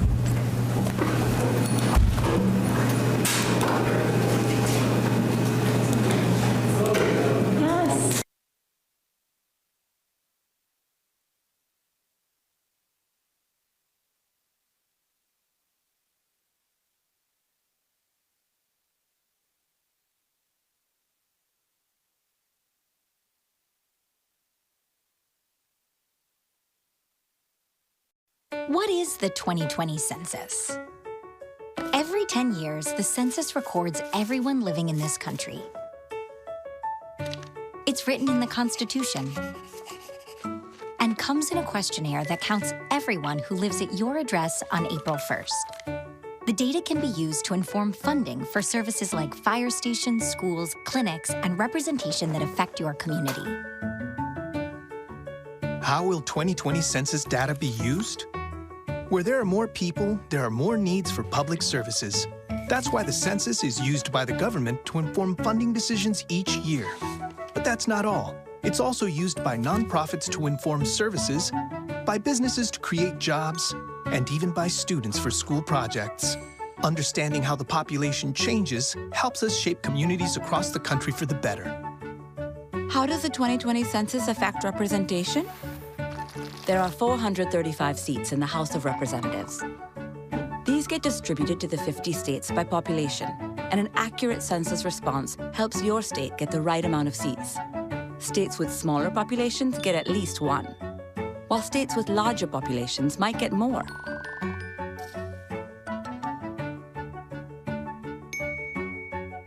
How do I take the 2020 census? In March 2020, every address in the country will receive an invitation to complete a simple questionnaire. And there are 3 ways to respond. Number 1, do it online. Number 2, call by phone. Number 3, send it by mail. For those who don't respond, a census taker from your community will follow up and assist you. Is my 2020 census data safe? After sending your census response, your personal information is kept safe. By law, it can't be shared with any other government agency, law enforcement, or landlord. No one. So take your 2020 census with peace of mind. Shape your future. Start here. Visit 2020census.gov.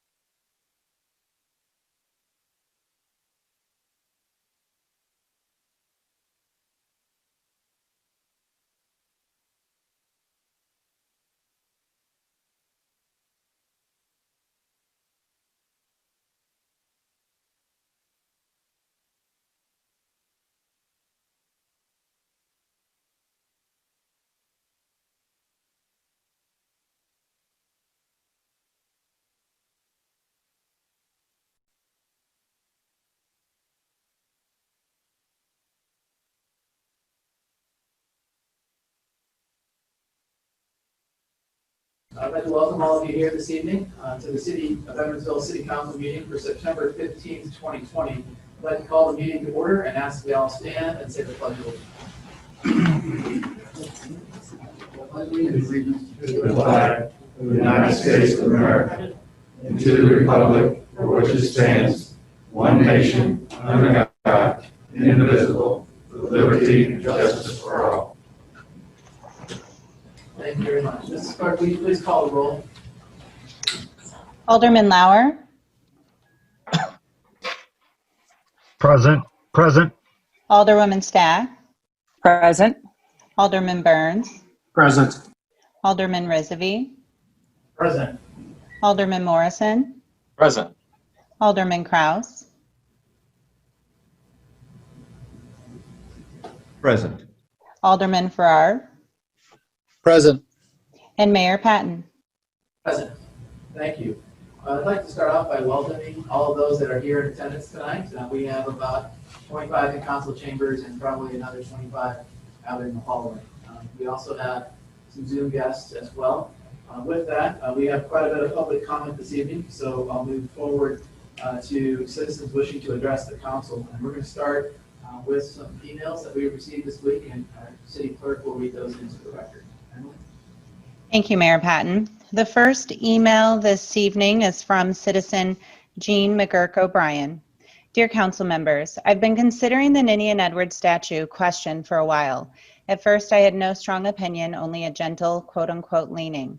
Upon consideration, I've come to realize that despite the good intentions of those who installed the statue, it does not represent what is best about our city of Edwardsville. Certainly the statue's position and thus the honor of place that it currently holds should be reserved for what is truly best about our city.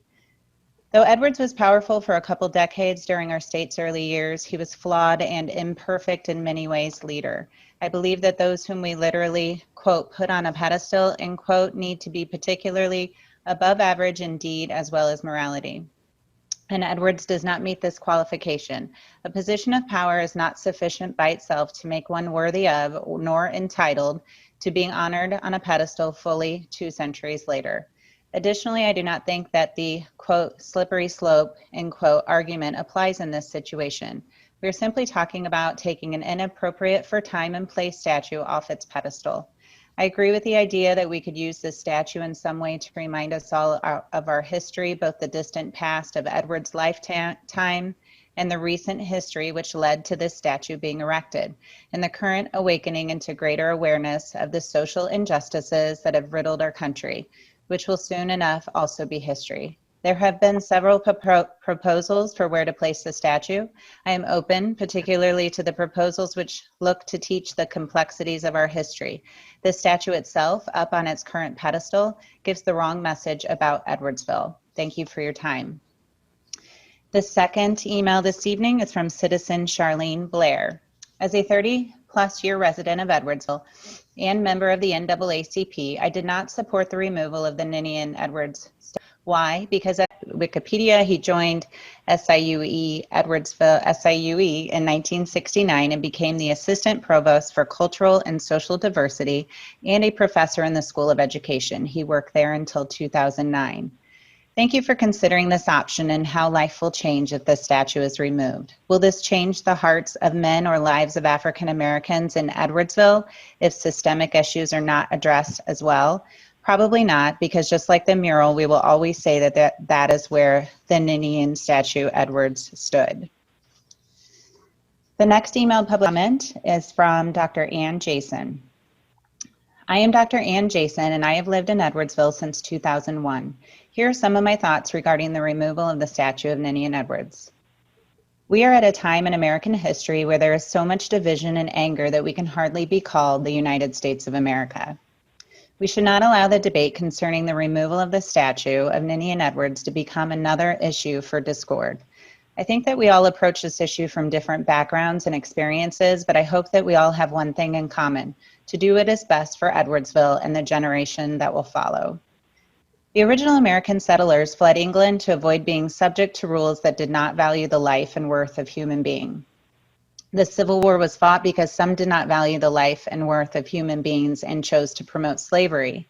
Many lives were lost on both sides, but the North, which chose not to promote slavery, won the war. When Ninian Edwards was governor of Illinois, the state did not allow slavery, yet Mr. Edwards chose to own slaves. Not only did Mr. Edwards own slaves, but he also rented his slaves and some Native Americans out for profit. So I ask, why should we have a statue of a person who, as a governor of Illinois, broke the law of the state by owning slaves? Why not replace the statue of Ninian Edwards with someone like Edward Coles? I know that we already have a memorial for Mr. Coles, but it is not as visible as Mr. Edwards. Edward Coles was anti-slavery and was an advocate for human rights. Mr. Cole was born and raised in Virginia. When his parents died, he inherited the family plantation and its slaves. When Mr. Cole moved from Virginia to Illinois, he freed his slaves. He freed his slaves in 1819 and acquired land for them. Mr. Coles led 2 political campaigns that prevented the legalization of slavery in Illinois. If there are other notable people in Illinois history, they might be a suitable replacement for Mr. Edwards' statue. I recommend that the statue of Ninian Edwards be placed in a museum or a less visible place. We should not glorify people who did not value, quote unquote, human rights by erecting statues of them. Next is from citizen Lynn Beaumont. Ninian Edwards' participation in and support of racism, oppression, and genocide is an inextricable part of his legacy that cannot be glossed over. Knowing and acknowledging the truth of his character, his statue can only be a monument to that cruelty and prejudice, and as such can have no other place in our community. It has been suggested that Edwards was simply a product of his time, that his actions and beliefs were typical and therefore somehow forgivable. However, we know that abolitionist efforts were alive and well in his time and that he actively worked against them. This is not a man to be celebrated. The, quote, erasing history, end quote, argument is another popular one in defense of controversial statues, as to be actively misleading. My original knowledge of the statue in question was 1, that it was Ninian Edwards, 2, that the city was named after him, and 3, I was pretty sure that he had been governor at some point. I had absolutely no idea that this man was also an unapologetic slave owner and defender of the institution of slavery, or that he actively encouraged and even led efforts to remove and murder Native Americans in Illinois. Removing his statue from its place of prominence in the town and placing it in a museum with full context is quite the opposite of erasing history. This is how we acknowledge that history and vow to do better. When he was presented with positions of power, Ninian Edwards used his influence to defend, perpetuate, and promote violence and oppression against people of color. What will you do with yours? Next is from citizen Caitlin Roots. It's simple. Why continue to hold on to a problematic past that can and does haunt some of your city members? Don't be daft and be inclusive and open-minded to the idea that this statue does not represent what the city of Edwardsville stands for. The next public comment is from citizen Jace Cook. My name is Jace and I have lived in the Edwardsville-Glen Carbon area since I was a child. I strongly believe that our area needs to do better to make our Black community members feel more welcome. The removal of this racist statue will only be the start of the work required to do this. We should never honor a person who owned another, and while Ninian Edwards is a founder of Edwardsville, he is not someone who should be cast in metal and looked upon as if he is some hero. He profited off of slave labor, and that put him in a position to start a town. Nothing more. He needs to come down. I want Black people to feel safe in Edwardsville. I want Black people to feel welcome in Edwardsville. I want Black people to feel at home in Edwardsville. I want Black people to feel like this is a place they can raise their children. Black people deserve happiness, comfort, safety, and respect. Removing this statue won't fix everything, but it sure is a start. These battles for justice will always be fought in miserable inches, and we will not give a single inch back. Next is from Katrina Kniebel. This statue is an abomination. We could honor such better local individuals of merit. N.O. Nelson, for instance, was actually one of the, quote, good white guys, end quote, and quite important to our nation's history since he was friends with Upton Sinclair. Not to mention, Nelson's factory in LeClaire was written about by Nellie Bly. Why wasn't he selected instead of Edwards? Or why not historical individuals of color or indigenous people who were wiped out so that we might be here today. I'm not a local historian by any means, but I suspect there are dozens of more meritable candidates than Edwards, and considering his history of condoning and inflicting violence, and given that this statue was a recent installation, it is abominable and embarrassing to this town. As a community, we should know better. We should want to represent better principles. We should stand for something better. I would like to live in a community that is anti-racist and that works towards fighting this white supremacist nation rather than upholding it. The next is from citizen Jane Floyd Hindy. I have lived in Edwardsville since 1973. My children attended the Edwardsville schools. I have served on the Human Relations Committee. I was awarded the Edwardsville Heart of the City Award. I retired from SIUE after a lifetime of working with persons with disabilities. I was raised by parents who believe that all people are created equal. I have taught my children and my grandchildren the same. I was raised in Wood River and left because of the absence of Blacks. I wanted my children to have a better education than I had, meaning they attended school with a more diverse enrollment. My friends all know I have fought fearlessly for the equality of Black and brown residents of Edwardsville. Who decided to put a statue up in our town with this much hatred in their history? I'm embarrassed that this event happened with no historical information available at the time it was erected. In the 47 years I've lived here, I've seen many good people contribute to this community. Let's replace the statue with a dedication to a person who really gave their life to Edwardsville. It is especially important that the younger generation can relate to a current person being commemorated. Let's not go back 100 or more years, let's go back 25 or 50. I could name lots of people we can memorialize. This person could be Black after so many white people have been honored who shouldn't have been. Statues are being taken down all over the USA due to the Civil War and slavery. Come on, City Council, and be progressive. Decide on a good replacement for this controversial statue. Let's all make sure this never happens again. Do your history and let's all stop offending people of color in this community. I want to be proud I live in a community that has a very diverse population. We are very fortunate to have SIUE available for advice and consultation. We should take advantage of this valuable resource. I have 2 remaining public comments received via email that are addressing the video gaming issue. Mayor Patton and members of the City Council, I am writing regarding the city's consideration of allowing video gaming terminals. And this public comment, is from Desiree Benioff, the president and CEO of the Edwardsville Glen Carbon Chamber of Commerce. I am writing regarding the city's consideration of allowing video gaming terminals. I've spoken with several businesses that video gaming could impact. While not all eligible businesses will be interested in having gaming within their spaces, others view this as a viable option to strengthen their revenue streams. At the Thursday, September 10th ACS committee meeting, fair and equitable application of this proposed ordinance was discussed at length. As council makes its decision this evening, I encourage fair and equitable treatment of fraternal organizations, bars, and restaurants so that these establishments are all able to make the choice that best fits their business model.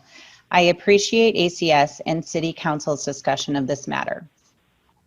And then finally, the last public comment sent in is from citizen Steve Siebert, owner of Big Daddy's Edwardsville. Edwardsville City Council. I have written and spoken at meetings recently about the hardships that myself and every other bar and restaurant owner are going through during these unprecedented and uncertain times. I've told you how my sales are down, my expenses are up, the restrictions the state is imposing on us seem to change and get worse week by week, and that there is a definite possibility that we as an industry in the Metro East will not be open this winter. To be totally honest, I feel it has fallen on deaf ears.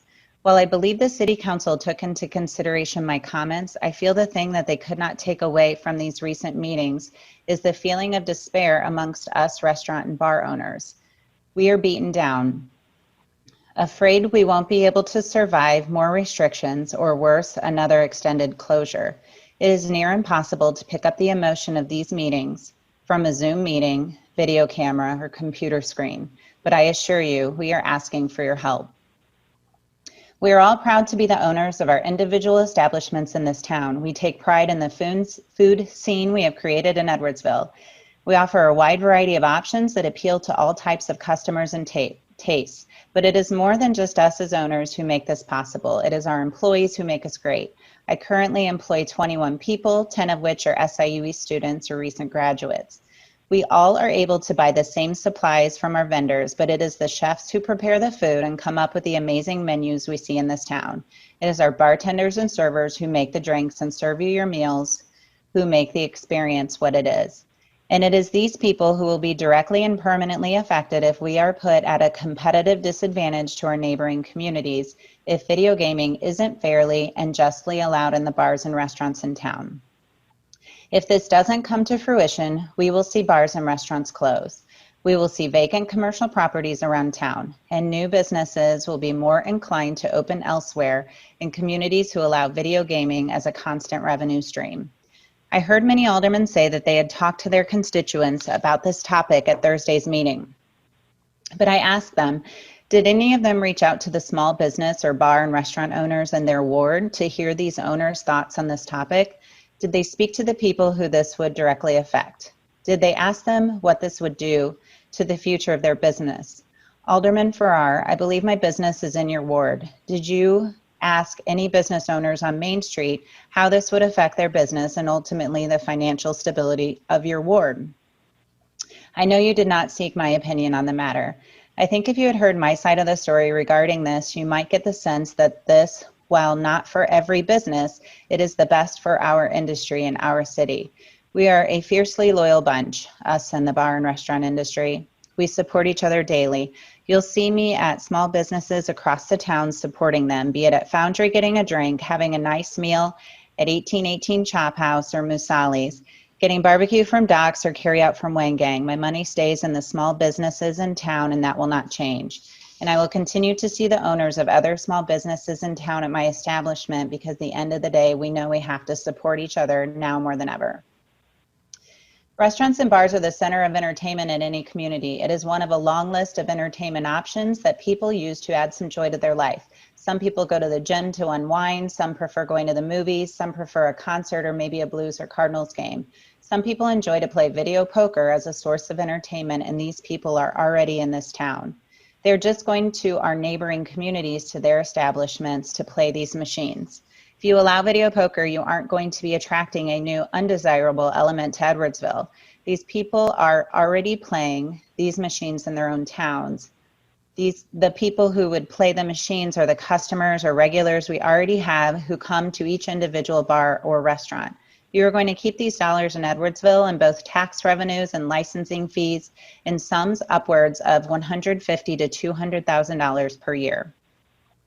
I want to finish by letting the board know I fully support the fraternal organizations in this town getting video gaming. I know, like my industry, they are struggling and could use this revenue stream as much as I or any other bar owner could. As a resident and a small business owner, I fully believe the benefits greatly outweigh any negatives or misconceptions associated with video gaming. I think the benefit to these businesses will allow them to continue to operate as well as continue to support this city. I feel it's time the city and the city council step up and show them the support that they have been given for years by these fraternal organizations, and in all honesty, all the bars and restaurants in Edwardsville. Otherwise, we will have no option but to say no to donation requests, fundraisers in town, and sponsorship requests to keep our businesses open. I hope you do the right thing for these organizations and this city and legalize video gaming for the fraternal organizations. Respectfully. That is all, Mr. Mayor. Great, appreciate that. Here we have, first one on the list to speak tonight is Randy Eber. Randy, if you could just state your address for us this evening. And you have 3 minutes to speak.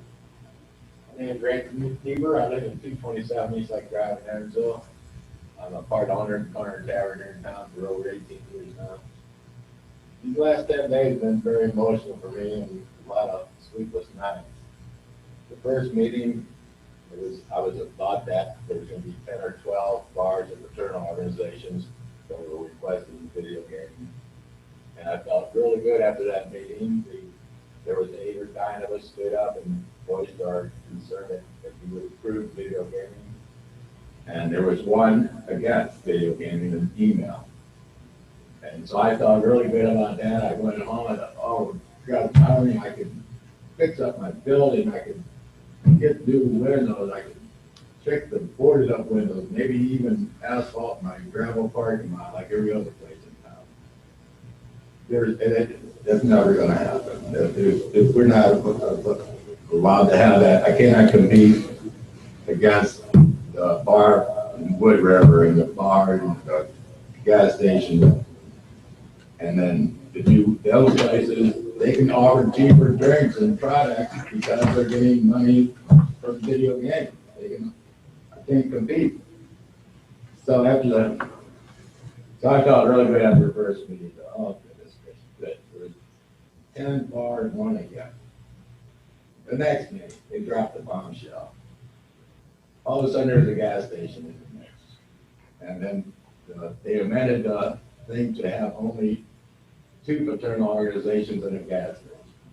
And then they said, well, let's hurry up and vote on it tonight so nobody knows about what's going on. We can just pull the wool over their eyes. It's terrible.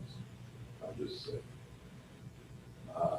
I wish you would rethink or do something different to save those businesses. Another thing is, I'm really sad not to see no aldermen here.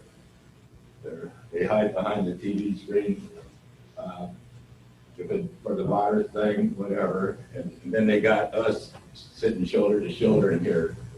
And you can be sitting shoulder to shoulder in here too. It's really sad. Really sad. That's all I've got. Thank you, Randy. The next speaker this evening is Ron Everhart.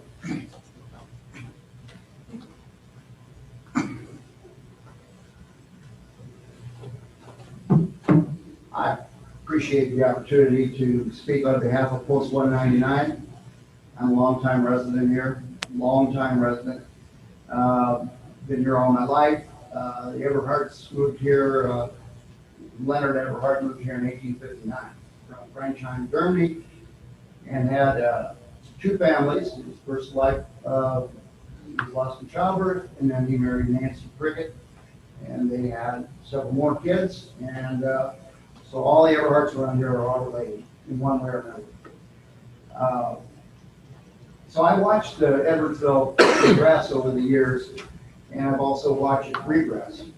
I remember that there used to be a lot of mom and pop shops up and down the street, which was pretty neat. It's a pretty neat time in our history. Unfortunately, things changed and the big discount stores came in, and one at a time all the mom and pop stores vanished, and we have a lot of vacant spaces uptown, and it didn't look good at all.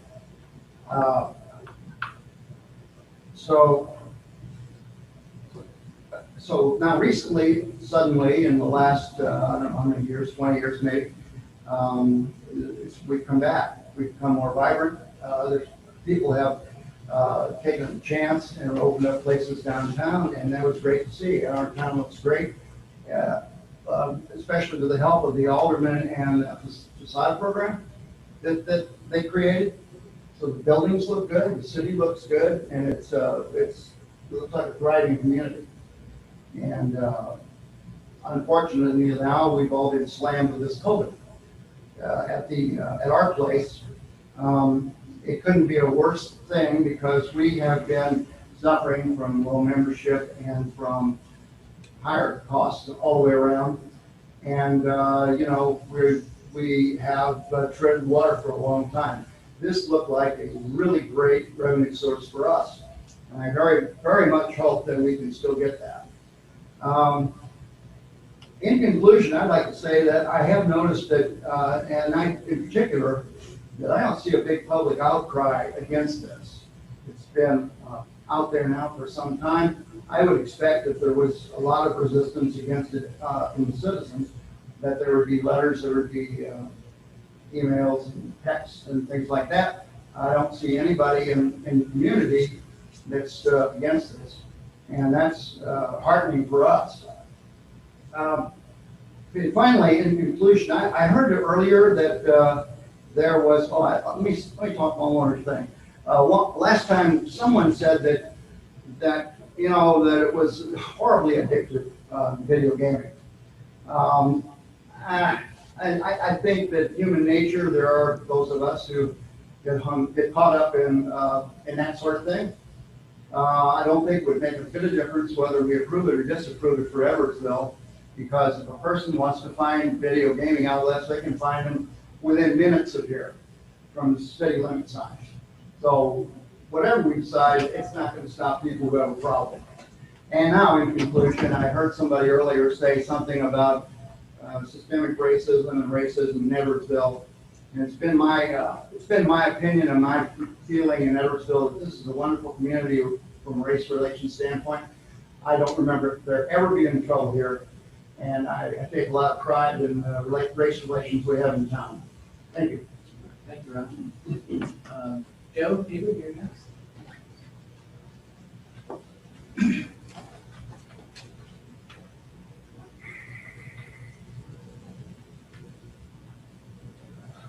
My name is Joan Lieber, and I'm going to read what I have to say because I'm nervous. I'm Randy's wife, and I live at 227 Eastlake as well. And I'm standing before you as a citizen of Edwardsville, not as a bar owner. I am the wife of a bar owner, but have no legal connection to the bar itself. It is rare that you hear me state anything about my stance on a subject, but I could not allow this. I have to say this. I came to the last two meetings regarding video gaming, and as I sat and listened to the council members last Thursday explain their stance regarding video gaming, I sat in amazement as to the resolution that they came to. One of the largest complaints that they had, besides the addiction, was gambling accessibility to the students at SIUE. And yet, they're going to give permission for gambling to a business that's located within 1 mile of the radius of the student housing. Then it was suggested that one business does not have the appropriate license. This is a license B license, just like all of the bars within the city. But because who they are, the city is willing to relicense this business to make it eligible and to allow the business to have access to gambling. Then the city wants to annex a gas station just outside of town so that it can gain revenue from it. Although they currently have video gaming and do not have to follow the city's wishes at this time. So the city will allow this A license to qualify so that it can be annexed and the city can gain revenue. Knowing that the gas station has no plans on renovating their business are really probably following our guidelines. This revenue would be somewhere in the ballpark of $50,000 towards the city. However, by allowing the small businesses in Edwardsville with a B license, this city could gain approximately $200,000 or $300,000 annually. I believe Mayor Patton had a great presentation on that, but you just ignored it. But the city is not interested in helping these businesses. My question to you is why? I have lived here for more than 20 years and I am a proud citizen of Edwardsville. My husband has lived here most of his life, over 50 years. The well-being of this city has always been important to this family. I have never been involved in my husband's business unless he needed help with a spreadsheet or cleaning. But after listening to the council last week, I had to speak as a citizen. If you don't want video gaming in this city, then that is fine. Then no business should get it. But for you to dangle it in front of the other small businesses that are hanging by a thread, it's just short of criminal. You should be ashamed of yourselves. My suggestion is to allow the video gaming for maybe 2 years. Monitor it for everyone. Have honest statistics on what's going on with it. Find out if the benefits outweigh the non-benefits. If it is not up to the standards of the city, pull them all out, just like it was done previously. This to me is just pure discrimination and prejudice, and it is not becoming of the citizens of Edwardsville, at least not this citizen. Thank you, Joe. Next speaker this evening is Marion.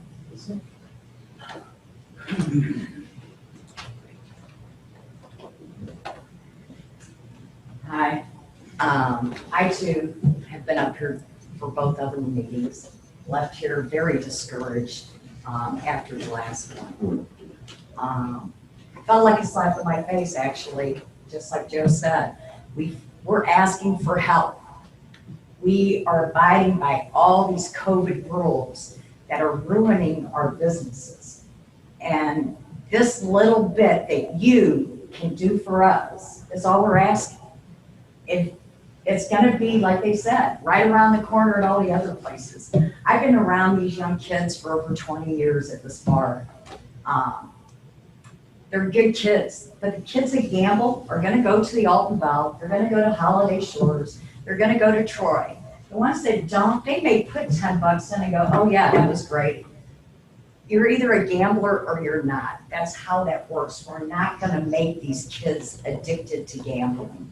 I just think instead of looking at things that way, look from the heart. I didn't get in this business down here with a bunch of money. I was left no option when I lost my job after 15 years and Lori closed up, giving us a 10-day notice. I have struggled, but I watched this community come in there and help me paint and help me build what I have.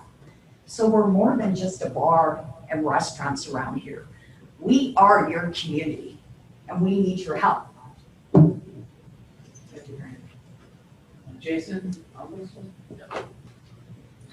My name is Jason Arbridge. I'm with Foundry Public House. I really can't say more than Steve already said or Marion said. It's just at this time that so many things are being taken away from us. It would be nice to get something given back. And we live in a world of vices, especially in the bar business. And this addiction thing keeps getting brought up. But as bar owners, we have a responsibility to, if there are people that drink too much, we ask them to leave. We monitor how they do that. We can do the same thing with gaming. You know, if we didn't tell people are going to be in there, or we think that, or if we didn't set precedents on it and put time limits on it, or whatever, I don't know, we can figure all that out later. But, you know, we would monitor if someone was spending too much money, we would ask them to leave, or if they were a terrible gambler, just like if they were terrible drinkers.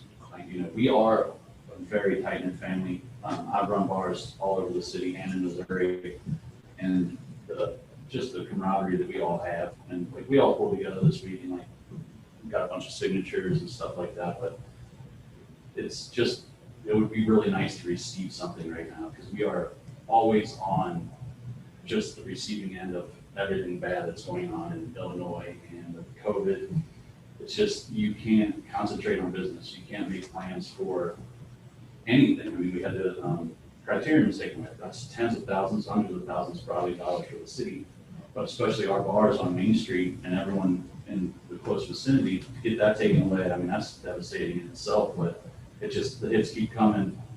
I'm fortunate enough that I have enough real estate that I can spread out outside right now. But right around the corner is cold season. And you know it's coming. We all know it's coming. It's just going to get worse. And I have a lot of tables, but there are people that need this lifeline just to get through. And boarded up buildings on Main Street doesn't really look good for the community as far as, I mean, I'm not saying that's worst case scenario, but a lot of businesses won't make it. I mean, a lot of businesses are scraping by just to pay their bills, and it's tough. It's tough every day. You can't relax, and you know, the lack of sleep, and you're always just worried about, you know, not just us, but other people. We care about everyone that's here right now. So I just wanted to say that, and you know, it's just, it needs to be everyone or nobody. I mean, that's just my opinion. That's the only fair way to do it. So, thanks for your time. Thank you, Jason. Gina again. Gina Gamblin, XO. I'm a new kid in town. When I came to the meeting, I just wanted to just stay neutral and be aware. When I left the meeting, I heard several businesses and I was compelled to see exactly what the people of Edwardsville, I heard the aldermen say they were representing the people of Edwardsville. I thought, I'm gonna go around and see if I can create a petition and see what people of Edwardsville really think or how they feel. I went to places around, but I went to Chamber of Commerce. I'm on the board for Junior Service Club. I went to the Junior Service Club. Chiropractors, dentist office, doctor's office, people that would, everybody matters, but voices that need to be heard. And to be honest, I don't have a speech because in less than 48 hours, I have 326 signatures. But people aren't aware. The community isn't aware of the pros and cons. It's been kept very quiet and within. It's not been, for a community that says keep it local, we don't keep it local. You can go to Marine, Collinsville, Troy, O'Fallon, any 10 minutes in any direction and gain. Why we are keeping it from within, I have no idea. Why would we keep it local? I don't understand. Are these communities bad? The truth is, it's about fairness, and I think that the community should be able to vote themselves. And we've not allowed that. We've not even given them the knowledge of how it could benefit or how it can hurt. We've just decided it's bad. And I think it's unfair, very unfair. So I have these signatures. I'm sure that everybody in this area hasn't even had a chance to sign. I'm sure there are people that would come forward and sign right now. So to vote no, I think is wrong. I think it's being close-minded. What is that? Thank you, Gina. Thank you. Okay, that concludes our citizens wishing to address the council this evening, and I thank all of you who have done so. We will move on to our consent agenda this evening, which Mayor, we do have some online. Do we want to get to them? I'm sorry, Devin, I did not see the hands raised. Yes, we'll go ahead and get to those as well. Do you have a number for me, Devin? I have one currently who wants to address. We have 3 people who have called on the phone. So if they would like to address, they have to dial *9. So Scott Hammock, would you please unmute and you can address the committee?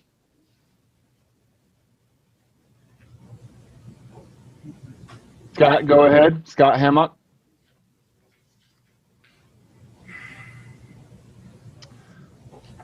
All right, we'll give you one more chance, Scott. Please unmute and address the council. All right, Mary, you may continue. Thank you. Thank you, Devin. Appreciate you trying. The consent agenda this evening includes the approval of the minutes of the council meeting of September 1st, 2020. It's got the activity and financial reports, which are the reports of the elected and appointed officials, to include the finance director, monthly financial report, the finance department monthly activity report, city treasurer monthly financial report, the police monthly activity report, the fire chief monthly activity report, public works director, building, electrical, and plumbing permits, and the circuit clerk's report. We have a group health insurance fund report standing at $243,222.61. And we have 2 closed sessions this evening on these are real estate properties for the city of Edwardsville for the use of city. Are there any additions or deletions to the consent agenda? Motion to approve the consent. Mayor Patton, this is Alderman Lauer. We have a change in claims. Okay. The claims amount will be $1,015,028.03, and the total claims will be $1,053,013.19. Thank you, Craig. Any other changes? Motion to approve the consent agenda, please. This is Alderwoman Stack. I make a motion to approve the agenda. Alderman Burns, second. Discussion? Roll call, please. Mr. Lauer, Aye. Mrs. Stack, Aye. Mr. Burns, Aye. Mr. Rizvi, Aye. Mr. Morrison, Aye. Mr. Kraus, Aye. and Mr. Farrar. Aye. Under petitions and communications this evening, received a letter from the a local branch, the Edwardsville branch number 3014 of the NAACP. Dear Mayor Patton and all the board members, at the August meeting of the NAACP Edwardsville branch number 3014, the body overwhelmingly passed a motion to call for the removal of the statue of Minnie Edwards from the public square in downtown Illinois. We chose to add our voice to the list of concerned citizens and organizations petitioning the city on this issue. We have every confidence that the Aldermanic Board and Administrative and Community Service Committee will address this concern. We request that you share with me the dates, time, location, and deliberations regarding this issue. This information will allow the branch members and other concerned citizens the opportunity to attend. Thank you. Respectfully submitted, Cunningham Coe. We will include that in our record, and I will forward this to the ACS committee for consideration. Okay. Under legislative and executive season, we have a proclamation. Item A is a proclamation for the American Legion Day. And with that, I would like to read this proclamation. And we will have some of our members here in the audience come up for a picture and accepting the proclamation. But the American Legion Day, September 16, 2020. Whereas the American Legion was chartered by Congress in 1919 on September 16th as a wartime veterans organization based on the 4 pillars of veterans affairs and rehabilitation, national security, Americanism, and children and youth. And whereas over the years, the American Legion has become a preeminent community service organization, which now numbers more than 2.5 million members, men and women, and over 14,000 American Legion posts worldwide, working in a variety of programs to support the 4 pillars and benefit our nation's veterans, service members, their families, the youth of America, and its citizens. And whereas the members of the American Legion are dedicated to upholding the ideals of freedom and democracy while working to make a difference in the lives of fellow Americans. Whereas the 2020 observance of the American Legion Day provides an opportunity to recognize Legionnaires in our community for their many contributions to our community. Now, therefore, I, Hal Patton, Mayor of the City of Edwardsville, Illinois, do hereby proclaim September 16, 2020 as American Legion Day.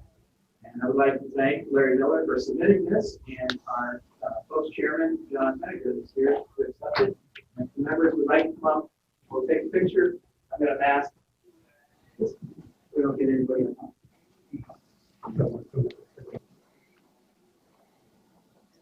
Yeah.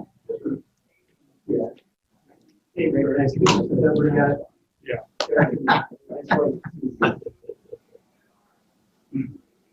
See if you might get a picture. Sure. I know you know how to do it. Well, I know how to do it.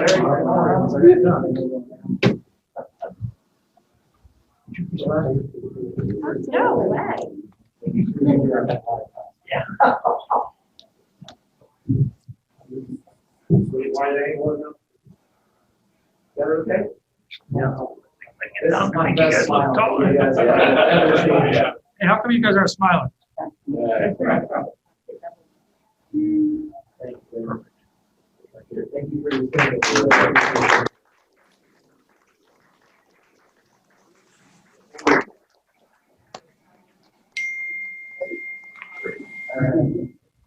Sure.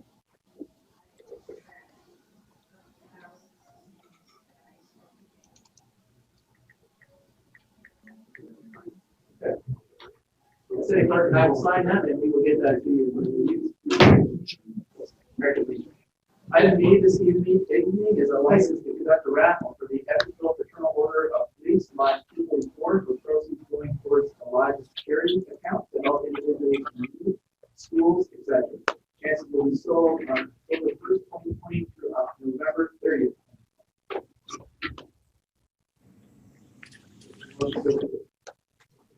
Make a motion to approve.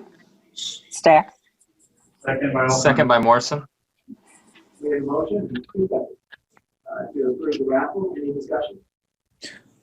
Yeah, this is Alderman Farrar. I have a quick question about this. So, I mean, we're raffling off firearms. Is that my understanding for the fraternal order of police are raffling off firearms? Is that correct? The police chief is in the back. Maybe you can call the rest of it. I know that he's familiar with the activities going on. Yeah, Alderman Farrar. It's a 31-day raffle, I believe, in October, right? The first would be 31st September. It's a 2-month time period. They raffle off firearms from a local gun dealer, and we don't actually possess the firearms, but the weapon that the individual would win, they'll have to present a valid FOID card in order to pick that up from the dealership. Okay. That's something to thank you.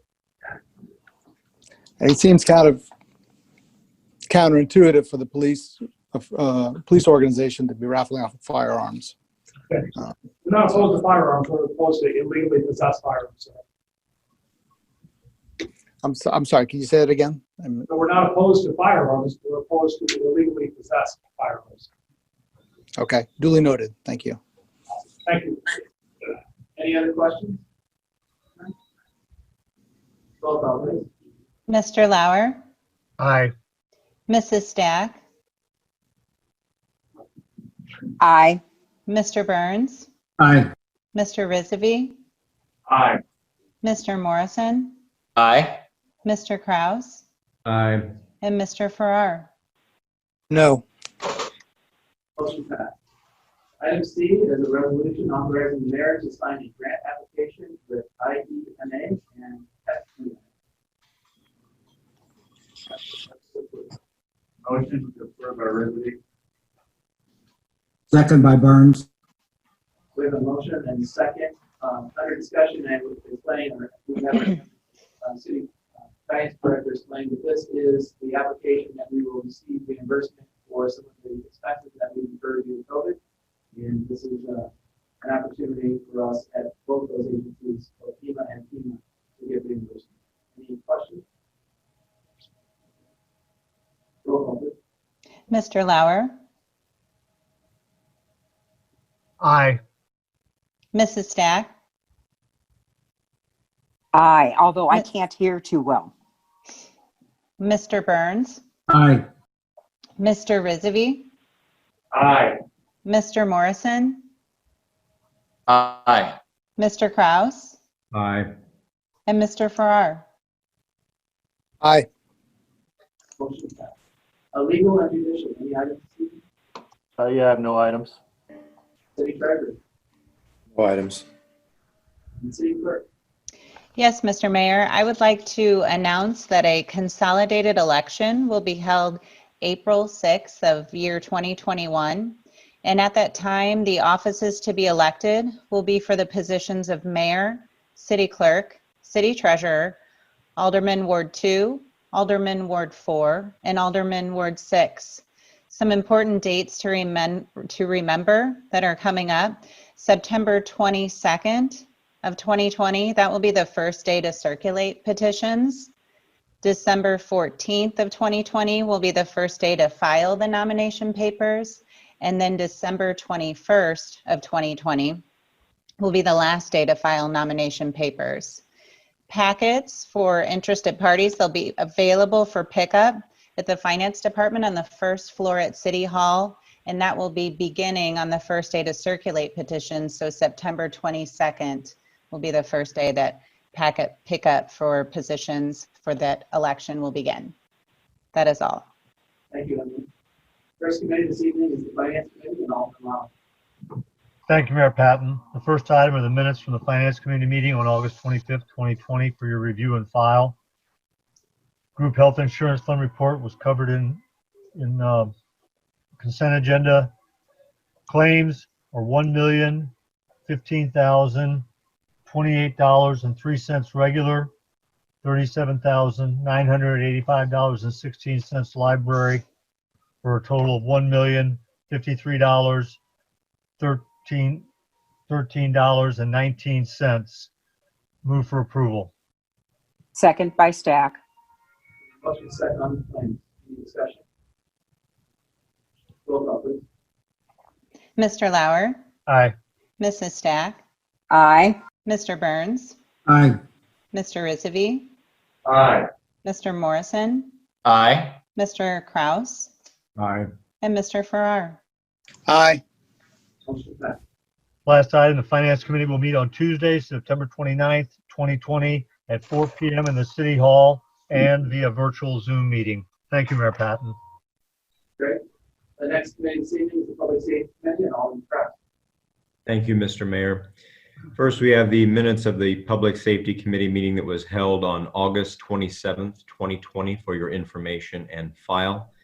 And then to announce the upcoming Public Safety Committee will be held on Thursday, October 1st, 2020 at 4 p.m. in City Hall and once again via our Zoom meetings. That is all. Thank you.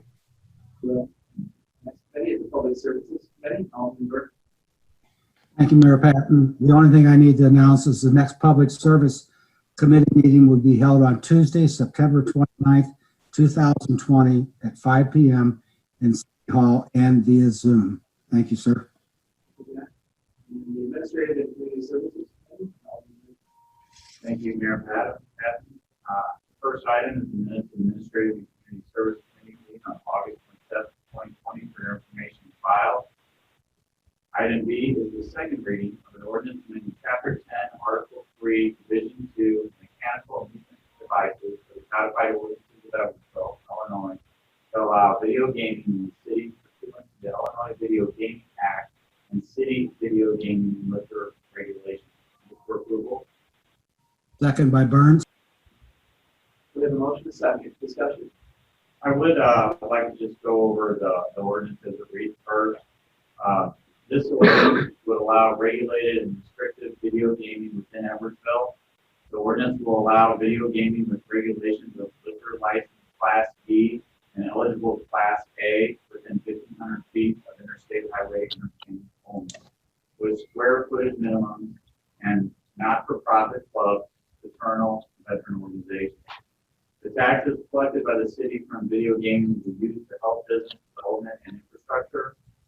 Licensing fees collected per machine will be used to offset administrative costs and managed in the general fund.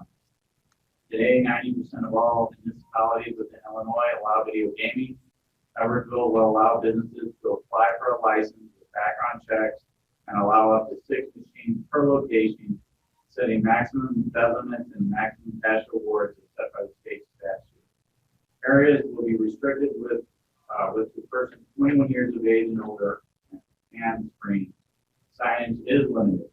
There is a 1-year review established in the ordinance to consider the effect of video gaming on the community and whether to expand or repeal video gaming based on that review. Thank you, Alderman Murphy. Any discussion? Yeah, Mayor Patton, this is Alderman Morrison. I'll start. I'm sure everybody has something to say.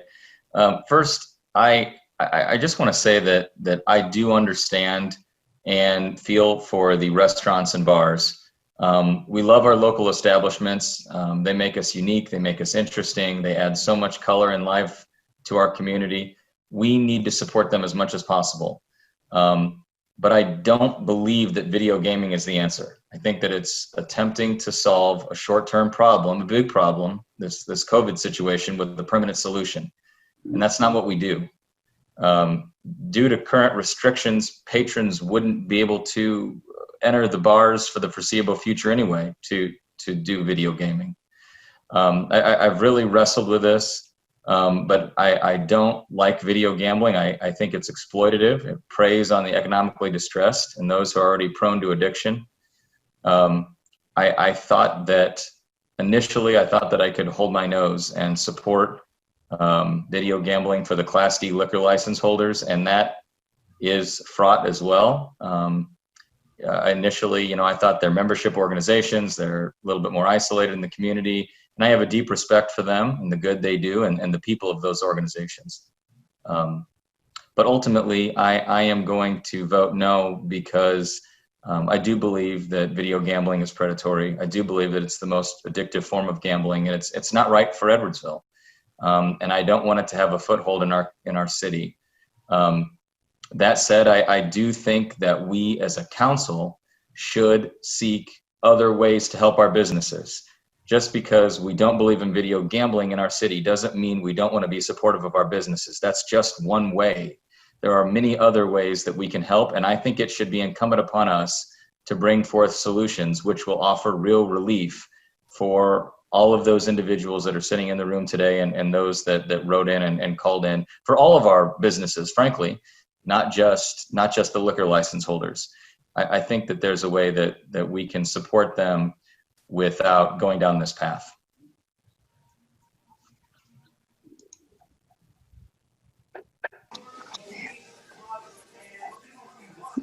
This is Alderwoman Stack.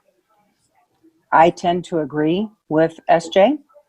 I personally have lived in Edwardsville a long time. I'm over 50 years. And I was on the council when it first came up to council back in 2011, 2012. And at that time I was against it. It was unanimous. People are saying, oh, well, you know, you're not hearing from those that are against it. Yes, you don't see my emails that I'm getting every day. And quite frankly, it is addictive to students. We annexed the university way back when. We want those students here. That age group, with the research I did at that time, they are more addicted to gambling. I know I cut a lot of classes to play spades and hearts down in the student union, okay? The way the ordinance is right now, I think it's totally unfair to our local businesses. It's not fair to allow some, even if they're fraternal orders, but the gas station, really? It's not even part of this community yet. I'm sorry. I just think that that's totally inappropriate. When you're worrying about the revenues, you know, at what price? At what price for the community's reputation? Edwardsville is a place where businesses want to come, where people want to come and live and raise their families. I don't want to take that away. And I think with SJ that there's other ways that we can help our businesses.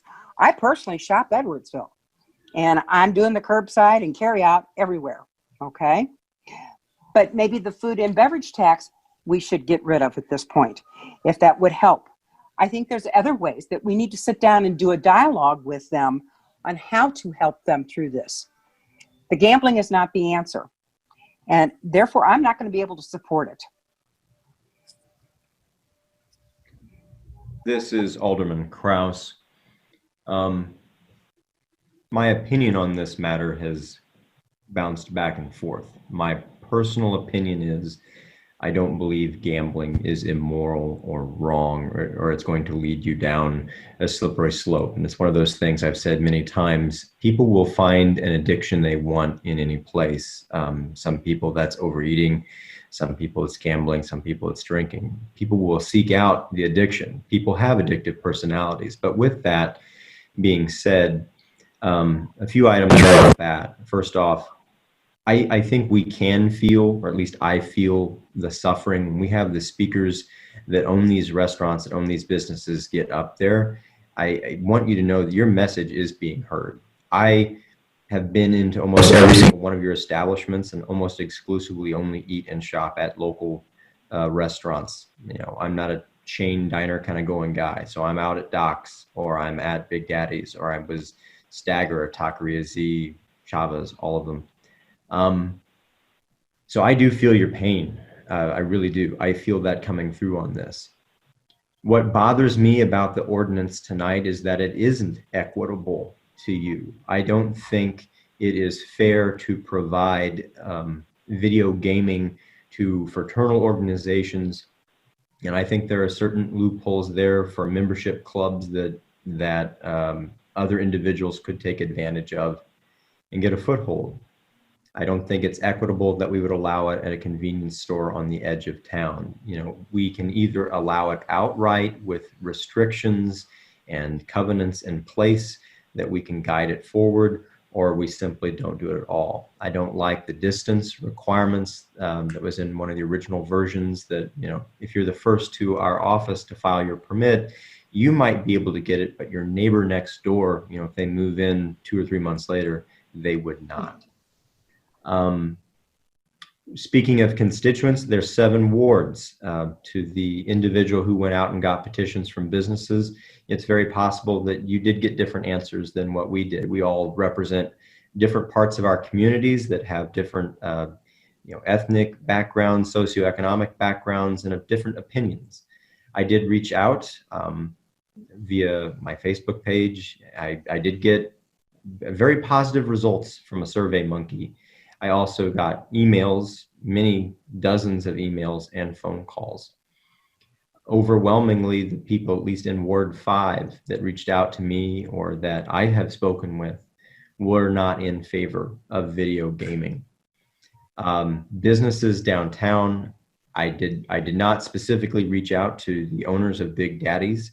I did have 2 owners of businesses downtown reach out to me, and they specifically said that they did not want video gaming. And it's going to be different for each business and each person's inclinations.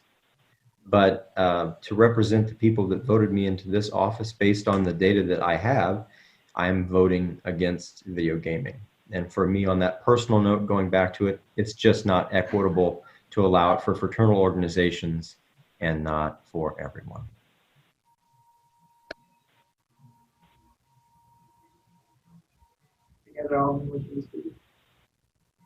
This is Good, Jack. Solomon Burns. I agree with Will that it's probably not equitable, but from the meeting last Thursday, it appeared from the conversations that it wasn't going to pass at all, okay? I was thinking that if we can at least provide this to the fraternal organizations, it might give us some ammunition, something to view and monitor over a period of time. I myself have owned my own business. I understand the business hurt, the pain. I distinctly remember payroll taxes due every quarter. You got cash flow issues. You have to pay your payroll taxes. Maybe you don't pay yourself during that period of time. So I really understand this.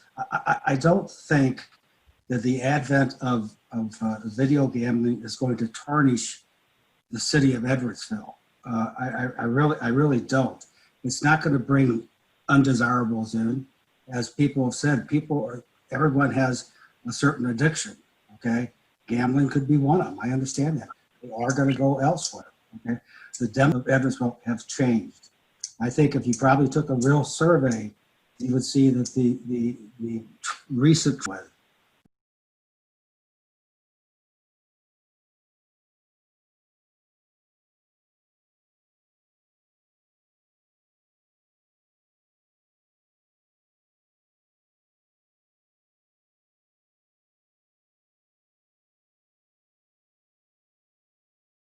say I'm opposed to it. Where the ones that are in favor are kind of neutral. You know, whatever happens, happens. I'm going to vote in favor of it. So, but I think, didn't we have a referendum? No, we didn't, but Glen Carbon did, and they voted against it. Mayor, did we not have some kind of a vote tally back 2009? But Glen Carbon did. That vote failed there, 55-45 against it very early on, without any restrictions. It wasn't, the way we had proposed it in this particular draft. It failed for like what, 500 votes or something like that? Yeah, 55-45%. Back in 2011, but it never got that far. The council at that time voted. It was almost, if it wasn't unanimous, it was close to unanimous at the time.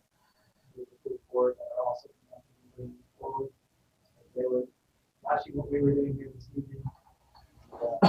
I didn't understand the thing you said, Mayor. I didn't hear any of that, Hal. Nor did I. Can you hear me now?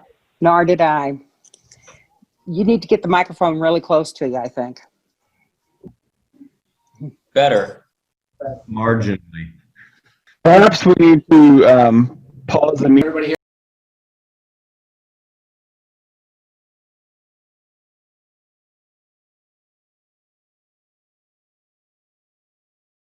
The mayor of Troy today, who said that he knows he gets residents of Maryville coming to his community for gaming. In fact, he talked about a business that almost came there for that same purpose that was currently in the city of Maryville. So that's the discussion that's happening around. If I could address some of the points tonight. I started this, so I know what the ordinance looked like initially. And if you remember the slideshow, it was to support local businesses. That was first and foremost on my agenda. As a business owner, as somebody who was shut down for 2.5 months, I know exactly what it feels like to be out of work. I know exactly what it feels like to have tough discussions with your employees, to have some awful discussions with your patients, and not knowing what your future looks like. Fortunately, for me and my family, I've been in business for 26 years when that happened. And so we were able to put enough aside to prepare for something. We didn't know what, but luckily we were able to do that. Many of the business owners in here are new business owners, and they are struggling business owners with margins that are extremely tight.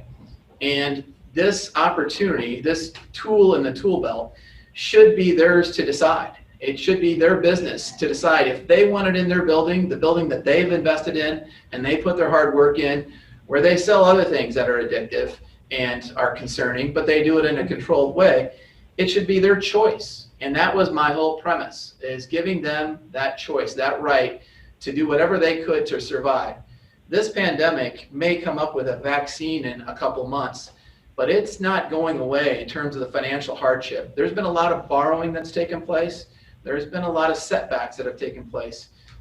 You name it, all the decisions that I've had to make with people that needed a quarantine, that I had to pay to stay at home, and we've had to replace. Same thing is happening in all these establishments. And like I said, it's a never-ending challenge, knowing what the governor might do and what statistic they're looking at to affect our region. So this pain that they're experiencing is real. And this tool in their tool belt, again, is just their choice. If they want to do it, fantastic. The division on this, putting it in fraternal organizations only, or into the annexing the gas station, that was actually their request. So the gas station out on 143, who currently has gaming right at the edge of our community, wanted to expand and remodel. They came to us with a proposal to put a $3.5 million remodel. And we said, if you do that, under current rules, you cannot have gaming. And they said, without the ability to have gaming, they will not invest that $3.5 million. That should give everybody a hint about how important it is to these businesses and what kind of difference it can make in their bottom line. But that was the only reason we had the discussion with the local business that's outside of the city limits at possibly trying to include them in our community and make it pave the way for others. It wasn't their request that just they get it. This initial proposal came out for all restaurants, bars, and fraternal organizations. The pushback that we received very early on was restaurants. And as you know, there's quite a few restaurants that this does not fit into their business model. Some of those that were mentioned that there was worries about taking families to, they're not going to put video gaming in those establishments. It doesn't fit. We also restricted the size of the restaurant. It had to be over a certain square footage so that small little mom and pops or small little corner spots would not have gaming. We didn't want to see it in shopping centers and standalones. We didn't want to see it in convenience stores. All those things were addressed. This division to carve out fraternal bars from local bars was not my decision, and it certainly wasn't the decision of the people in this room.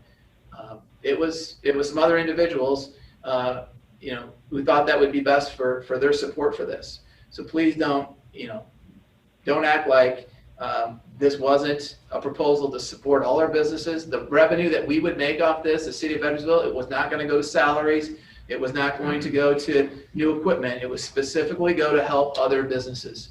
And I can tell you as mayor, even today, I received a request from a business that wants to put a $20 million facility in our community, and they want assistance with a road going to that facility. That was their only request. We don't have a fund for that type of participation.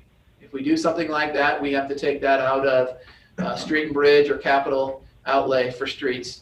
And this was an idea that I thought would help the businesses that are struggling, help the businesses that are going to be struggling even past COVID, and also put some money in the coffers that we can give, for example, a business in the Montclair area or on 157 that's not in a TIF.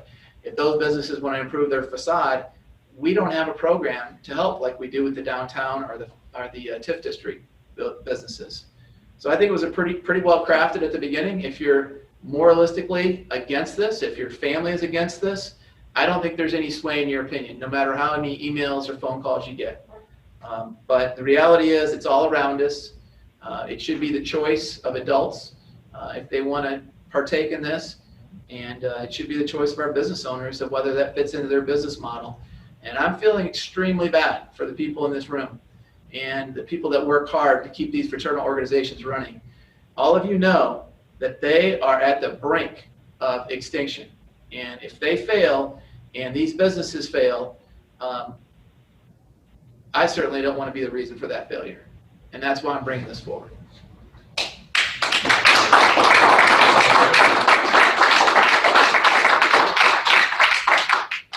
Mr. Mayor, this is Alderman Burns again. I don't think passing this ordinance is going to be a short-term solution. I'm looking for a long-term solution. These businesses have not only experienced a void in income, but they now have increased their debt service. So it's a double whammy for them that they're losing money now, plus they're incurring additional debt. So it would help them immensely. Sorry if everybody disagrees with me.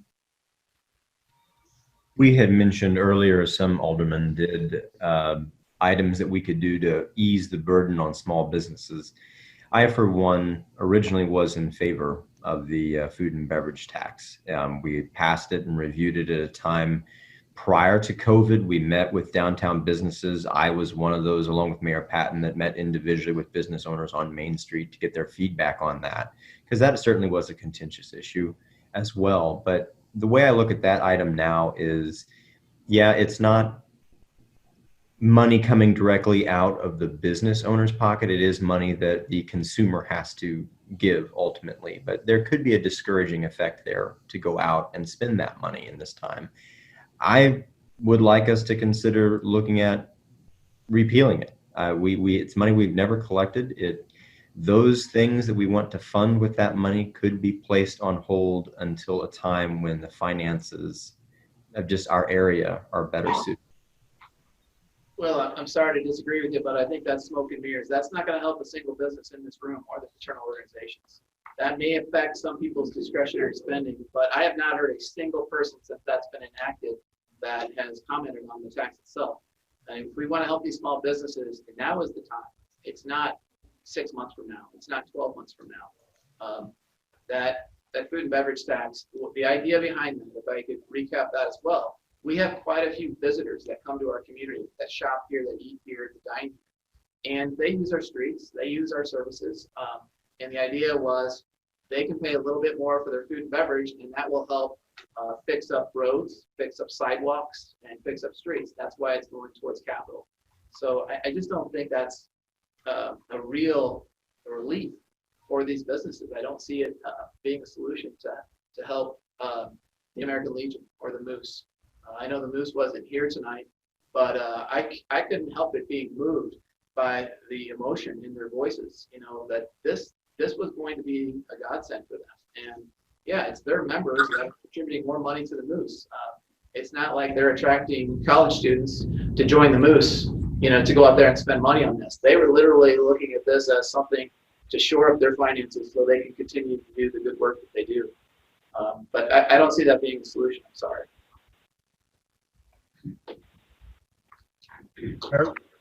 Mayor Patton, this is Craig Alderman, Ward 6, Mr. Lauer. And I agree with you with regard to food and beverage. If we want to do something using food and beverage, we could go back to what I proposed several months ago, that we allow the businesses to collect the tax and maybe not remit it for a while, in effect being a short-term interest-free loan. But taking the 1 cent away doesn't help them. It's something that their consumers pay. I appreciate your clarification on the point about the gas station. I've gotten a lot of feedback about us carving that out. From my standpoint, it really wasn't ever about the revenue from the gas station coming to this city or going to the county. It was about controlling the environment. They're going to gamble there. They're gambling under the county. They're going to continue to gamble as long as they remain in the county. If they are annexed, which we would have to pass this to do, at least we're going to have some control over what that gambling looks like. They'll have to comply with our laws, which means the spacing between machines. It means the coverage of machines. It means the isolation of machines. It means the signage, etc. And ultimately, it means we have some control over the architecture, the land use, etc. that's associated with an expansion of the business. Not to say that our rules for development are any different than Madison County, but if it's within the city's purview, at least the rules on that development proceed under, we made up, we approved, and we have the ability to approve or disapprove of the changes that will inevitably come in any development.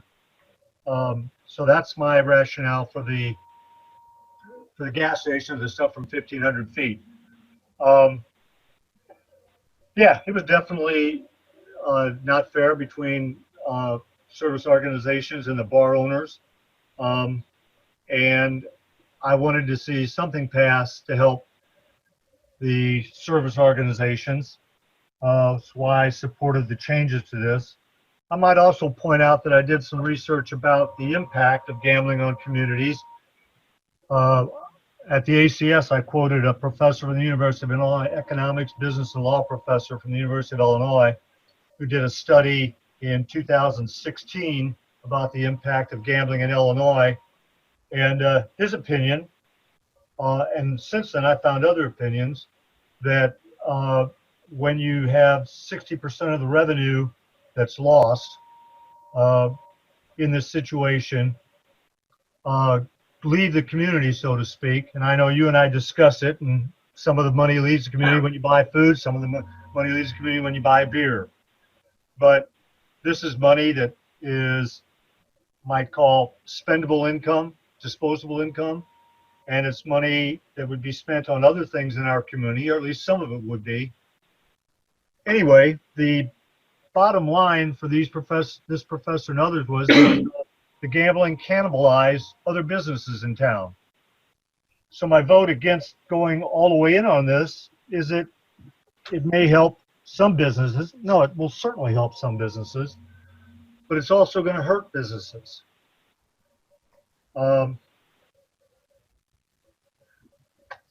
My opinion for the stance on supporting the ordinance that's in front of the community, or it's in front of the committee right now, in front of council right now. Any other discussion? Yeah, this is Christopher Arl, Ward 1 Alderman. I agree with the food and beverage tax. I think that, you know, just getting away with that, I mean, it's only such a small amount of money per person, you know, that I don't think that would dissuade somebody to going out to eat. You know, it's 1%, which is, you know, 50 cents per every $50. So, and I do agree with Alderman Lauer. I think that would be and I wouldn't even have them remit it to us. I think, you know, allowing them to keep that money would be at least a step forward in supporting the small businesses. I think there are other ways that we can help small businesses other than this gambling. I mean, I think that, you know, maybe a moratorium on fees, for example, impact fees and such, might be another way to look at ways we can help small businesses. I've listened to everyone's input and agree that, you know, gambling is addictive. You're right. You can be addicted here. You can be addicted, you know, the next town over.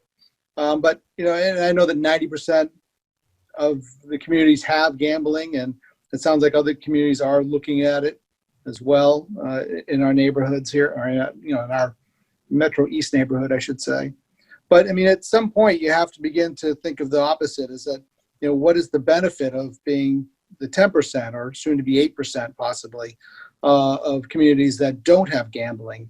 You know, there might be an added benefit in that regard in terms of, you know, when we looked for houses in the Metro East, my wife and I, many years ago, we looked at the school system, you know, but, you know, maybe people nowadays are looking at gambling as a way of saying, well, you know, maybe I don't want to move to that town. Maybe that's not someplace I want to go because they allow gambling. I don't know. I mean, I'm not of that age anymore. But that's, you know, when a young family moves into town, that might be a decision that they make. that they may want to say, I don't want gambling in the town that I move, where I'm going to raise my family. So, to become, a more discreet community, being the, not the 90 or 95, but being the 5 to 8% might be of a benefit for us in the long term, which in turn will help small businesses in the long term. I mean, I know that our tax receipts are up to par right now. I know that may not happen long term, but I mean, for the rest of the budget year, but right now we're doing pretty well. So I think that's a testament to how we all support small businesses in this town. And I know I've done my part by keeping Oriental Spoon in business, I'm sure single-handedly, but I think that we can try to come up with better ways to help small businesses. I think that than to provide gambling in our town. Thank you. Any other comments? I'd just like to ask a question of the alderman before the vote. I know that there's mentioned this evening that there's a petition drive going on collecting signatures. Is there a signature number that the alderman feel significant enough to consider putting this on the April ballot? Since there is a disagreement in terms of how many phone calls or emails people have received versus how much public comment has taken place. I would be in favor of putting on the ballot, but I would like some clarification. Would that be just to gain the feeling of everyone, or would that be it's a non-biased? It's advisory. It's an advisory. But still, it gives us an idea of how people feel about it. If you're asking me my opinion, I would be in favor of it because I think we would want to see how people really feel. I know there's other aldermen who say that we're elected to make these decisions, and I do agree with that in most cases. But with something that has this much has different sides to it, I think sometimes getting the feeling of how everyone feels as a whole would be a benefit. So I like Art's suggestion there is that maybe we just see if there's enough will to support putting it on the ballot without collecting the signatures. That's a lot of work and a lot of requirements for individuals who are already working pretty hard just managing their own business. So I hate to put them through more effort if we could just get support for that. And it could be crafted by the ACS committee, and the wording of it could be such to make it clear that there would be restrictions. Or maybe there's just a trial period. That could be out there as well. Mr. Mayor, this is Chris Farrar again. I would support, if that was the will of the people of our community, I would support that. I mean, you could put something in the water bill, a flyer saying, please log on to the Edwardsville website, the city website to cast your vote or something of that nature, where we could do maybe an informal one for our city. But I would support the will of the people. This is Alderman Burns. I would like to see it go on a ballot also. This is Alderman Morrison. I don't support video gambling, so I don't know that I would be swayed by a ballot initiative. But I would certainly listen to the people. Al, this is Alderman Lauer. I would appreciate the information that could be gained from that. I mean, part of my position is, while we're talking about discrimination of businesses, I think that gambling, referencing the articles that I've read by some of the economists, is that this takes money away from local businesses. I don't want to discriminate against them either. I'd appreciate the input from everybody in the community, not just the bar and restaurant owners, but the owners of the small shops, the furniture shops, the clothes shops, the shoe shop, pizza parlors, etc., and let them have some input into this and study what they think the impact of this is on their businesses. And the people that live here. I'm sorry. Go ahead. Sorry about that. I would agree with Craig's comments. Support a ballot initiative more than an informal survey through our website. I think getting something on the ballot would be the most informative. Okay. I appreciate that input. We'll talk about that at administration and bring that forward, hopefully in the near future, to the ACS committee. All right, any other comments on the proposal in front of you this evening? So can we clarify something before we go through the vote? I'd just like to say, so a vote of no, just to go back over it again, means that no one will have video gaming at all, correct? Correct. And a vote of yes means that it would move forward with the fraternal organizations and also the Class A. Just wanted to go back over that. Art, if I may, the ordinance also includes a stipulation that there be a review period in 1 year. Is that correct? Yes, that is. I'm glad you brought that up because that is on section 5, page 14. That it would automatically would be reviewed within 12 months of passage of this ordinance. Okay, just wanted to make sure that that was there and was clarified. Thank you. Thank you. Art. Any other comments? Roll call, please. Mr. Lauer, Aye. Mrs. Stack, No. Mr. Burns, Aye. Mr. Rizvi, Aye. Mr. Morrison, No. Mr. Kraus, No. and Mr. Farrar. No. Motion failed. Thank you.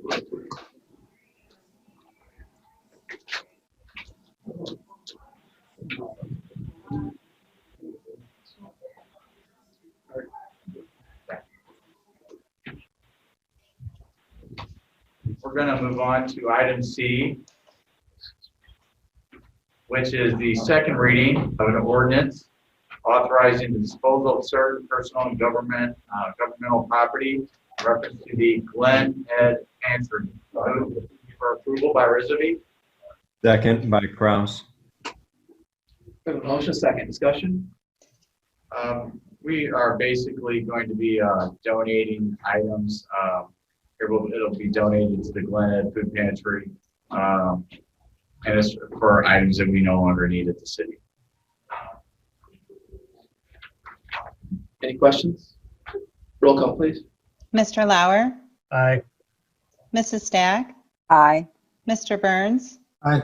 Mr. Rizvi, Aye. Mr. Morrison, Aye. Mr. Kraus, Aye. and Mr. Farrar. Aye. Motion passed. Thank you. Item D is the second reading of an ordinance authorizing the sale of certain personnel and governmental property. Move for approval by Alderman Rizvi. Second by Morrison. Motion second. Discussion? This is just for items to be sold that have no need at the city as well, and it'll be a public auction, which is pretty standard. Roll call, please. Mr. Lauer, Aye. Mrs. Stack, Aye. Mr. Burns, Aye. Mr. Rizvi, Aye. Mr. Morrison, Aye. Mr. Kraus, Aye. and Mr. Farrar. Aye. Motion passed. Thank you. Item E is a second reading of ordinance amending Chapter 2, Article 5 of the Codified Ordinances of Edwardsville, Illinois, fixing the salary of city mayor. Move for approval by Alderman Rizvi. Second by Morrison. Motion is second. Discussion? This will increase the pay from $20,000 to $24,000. And there's not been an increase since 2004 for this position. I think it's important to point out that this would apply, begin with the next term for the next mayor that would be elected in April. Which would be a new mayor. I was a supporter, this is Alderman Lauer, I'm sorry. I was a supporter of this because I believe that the amount of work and time required of the mayor is significant. And if we have a person that has a business and making this salary enough to support anybody, but if they're going to be giving up their business time, taken from their own business or their job, etc., they need to be able to get some kind of compensation at the time. Also, this is the face of our city. I think it's worth $24,000, even though no time, particularly now, is a good time to give a politician a raise. Also not a very good time to be a politician, I want to point out. I agree with Craig. You know, our mayors work their tails off, and they deserve this. So I'm going to support it. Any other discussion? Yeah, this is Chris Farrar. You guys probably all know my position on this. I mean, I'm supportive of the increase. I don't think it's the wrong thing. I just think the timing is poor. I mean, you always say timing is poor, at any given time, but this is uniquely different in the fact that people are out of work, the economy's on the skids, and to increase salaries at this point seems a little tone deaf for me, and so I just can't support it, and that's sort of why we're all probably not going to be supporting the increasing the salary for the alderman. It's a sort of same concept, so that's why I'm not going to be supporting this. And I think when times are good, I think that's the time we need to raise salaries like that. Thank you. This is Alderman Kraus. I concur with Alderman Farrar. Mayor Patton, just for a point of order, I would say that recently all our non-union employees got a unanimous pay raise. We also have union contracts that have never had a 0% increase. And I'm certainly not advocating for myself because I will not be running for re-election. But in 16 years, to not have a step increase or a percentage increase when you see everyone around you getting that, I respectfully disagree with those who don't think it should be raised at all. Any other discussion? Mr. Mayor, I just would like to say that I agree with you. I just think the timing is not the appropriate time, given the economic situation in our country and in our town. That's the difference.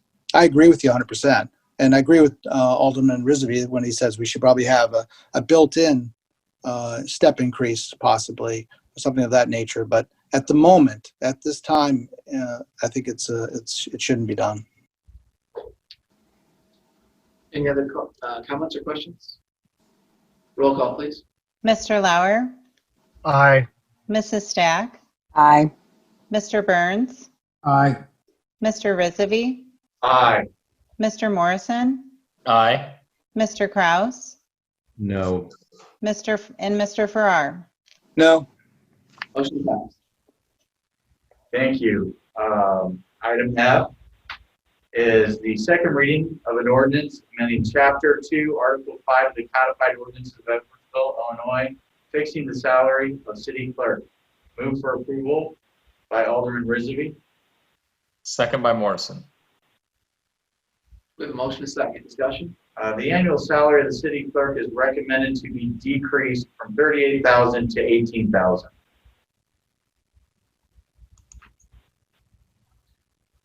Any input from the alderman? I would just kind of concur, say my same situation. The professionalism of that position and the importance of the detail in that position, I think, are due, a considerable amount of money. I think $18,000, based on the fact that it's within a couple $1,000s of the existing mayor's salary is reasonable. But I'm more comfortable in the alderman, deciding on a specific number, but I just would also like to keep in mind the need for that true professional to work in a very important position. Any other discussion? Roll call, please. Mr. Lauer, Aye. Mrs. Stack, Aye. Mr. Burns, Aye. Mr. Rizvi, Aye. Mr. Morrison, Aye. Mr. Kraus, Aye. and Mr. Farrar. Aye. Motion passed. Thank you. Item G is the second reading of an ordinance amending Chapter 2, Article 5 of the Codified Ordinances of Edwardsville, Illinois, fixing the salary of the city treasurer. Move for approval by Alderman Rizvi. Second by Morrison. With a motion second. Discussion? The annual salary of the city treasurer is recommended to be increased from $16,200 to $18,000. There has not been an increase made since 2004 for this position.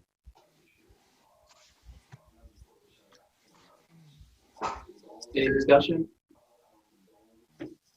Roll call, please. Mr. Lauer, Aye.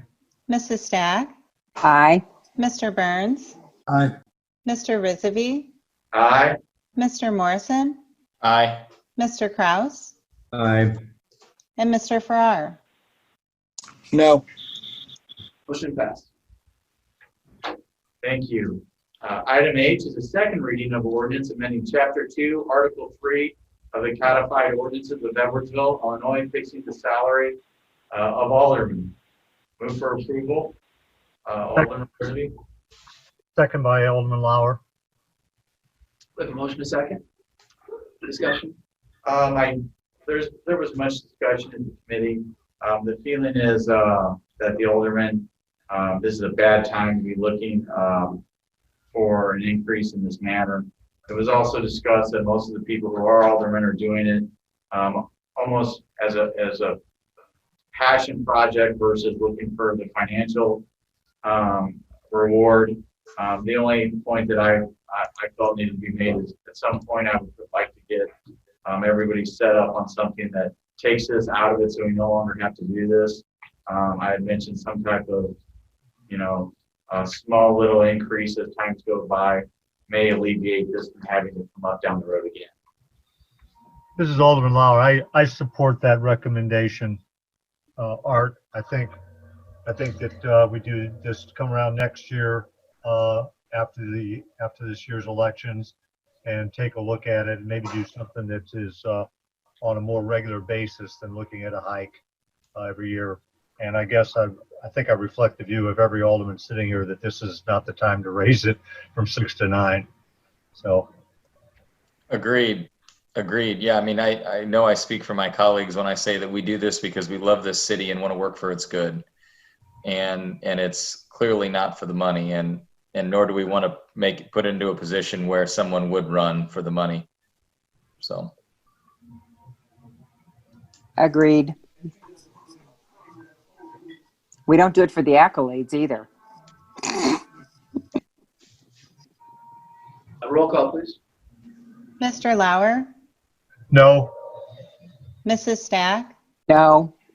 Mr. Burns, No. Mr. Rizvi, No. Mr. Morrison, No. Mr. Kraus, No. and Mr. Farrar. No. Motion failed. Thank you. Item I is the approval of a signed variance request for 3050 Gateway Commerce Center Drive South. Move for approval by Alderman Risby. Second by Kraus. We have a motion, a second. Discussion. This is in reference to Amazon, and this is a monument sign. That is, the sign is not to exceed 10 feet in any one dimension and exceeding 80 feet in one total area. This is 11 feet and 88 square feet. So staff recommended approval of this. Some of their overages are due to directional traffic signage, which is counted for them and isn't counted for, I believe, smaller businesses. So they recommended approval. Any discussion? I think it makes sense. This is Chris Farrar. A quick question. Now the sign, is it the same size roughly as the other signs out there? Because I know we've passed some variances out there recently. Are the signs roughly the same size? I think the answer is yes to that. And, my point would be that we want those that are visiting that particular warehouse, which are truck drivers, deliverers, vans, we want them to see that location and make sure that they get off, not onto our city streets or have to turn around in some other area. So I think it makes sense. Staff supports it. It is a very minor increase in size. Well, I was just wondering about sign creep, if we're, slowly getting bigger and bigger signs out there. So, but if it's roughly the same as the rest that we've supported, I think that's fine. This is Emily Foltz. Yes, it is in basically in conformance with other signs in the area. Okay, thank you. Roll call, please. Mr. Lauer, Aye. Mrs. Stack, Aye. Mr. Burns, Aye. Mr. Rizvi, Aye. Mr. Morrison, Aye. Mr. Kraus, Aye. and Mr. Farrar. Aye. Motion passed. Thank you. Item J is a sole source resolution authorizing the replacement of the City Hall HVAC system. Move for approval by Alderman Rizvi.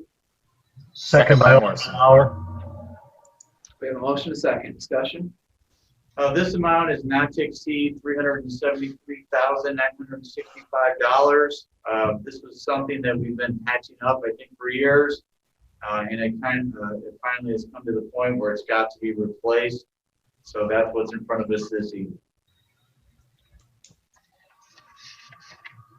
Can you speak to why it's the sole source?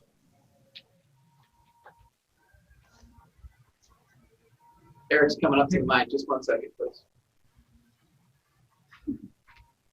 Most of it's a timing issue. The unit on the second floor, it's a two-stage system. One stage is completely failed. We cannot repair it, so it is just limping by on one stage. So if it goes out, we will not have any way to condense the second floor. So that's why we're moving forward with this a little more aggressively as a sole source. This contractor, GR3 Wakeman, has been our service provider at City Hall. We've had, I cannot remember the exact number, but it's $15,000 to $20,000 worth of service calls just to service. I'm sorry, $200,000 over the last 2.5 years. Just in service calls to repair the units. So part of what we're doing is a complete revamp of the entire system, first and second floor. They're going to be much more energy efficient units. And it will give each office ability to control the temperatures in the suites, whereas that's not the case now. So we will have much more energy efficient use, ability to control the rooms. So if a room is sitting empty, it's not going to be 75 degrees. It'll be, we can control that. We are also working with Ameren to get some of their incentive rebates for this year. Okay. Where are the funds coming from for this? Yeah, please. It'll come out of the capital equipment. It's a non-budgeted item. Capital equipment, as you know, we deferred in street until November. And then we'll bring back in a resolution to transfer out of the general fund surplus once we're ready for industry. There's enough cash in capital equipment to pay for it today. Okay. I guess it has to be done. Sounds like it'll pay for itself within about 5 years. Yeah. So, maybe that's an option. Any other questions? Nope. Thank you, Eric. Roll call, please. Mr. Lauer, Aye. Mrs. Stack, Aye. Mr. Burns, Aye. Mr. Rizvi, Aye. Mr. Morrison, Aye. Mr. Kraus, Aye. and Mr. Farrar. Aye. Motion passed. Thank you. Item K is a resolution authorizing acceptance of a deed of covenants of 419 South Buchanan property. Move for approval by Alderman Rizvi. Seconded by Alderman Stack. We have a motion, a second. This resolution authorizes the acceptance of a warranty deed. And this property is next to the Colonel Benjamin Stevenson House.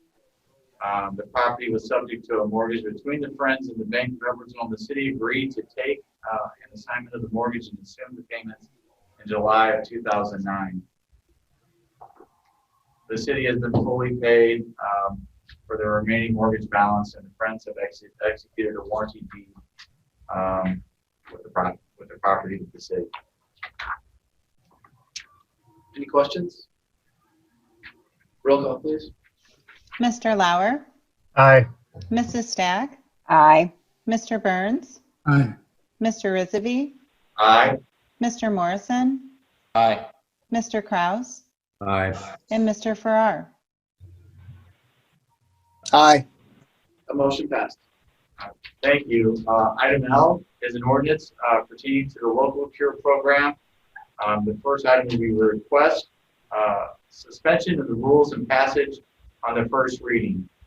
Move for approval by Alderman Rizvi for the suspension of the rules.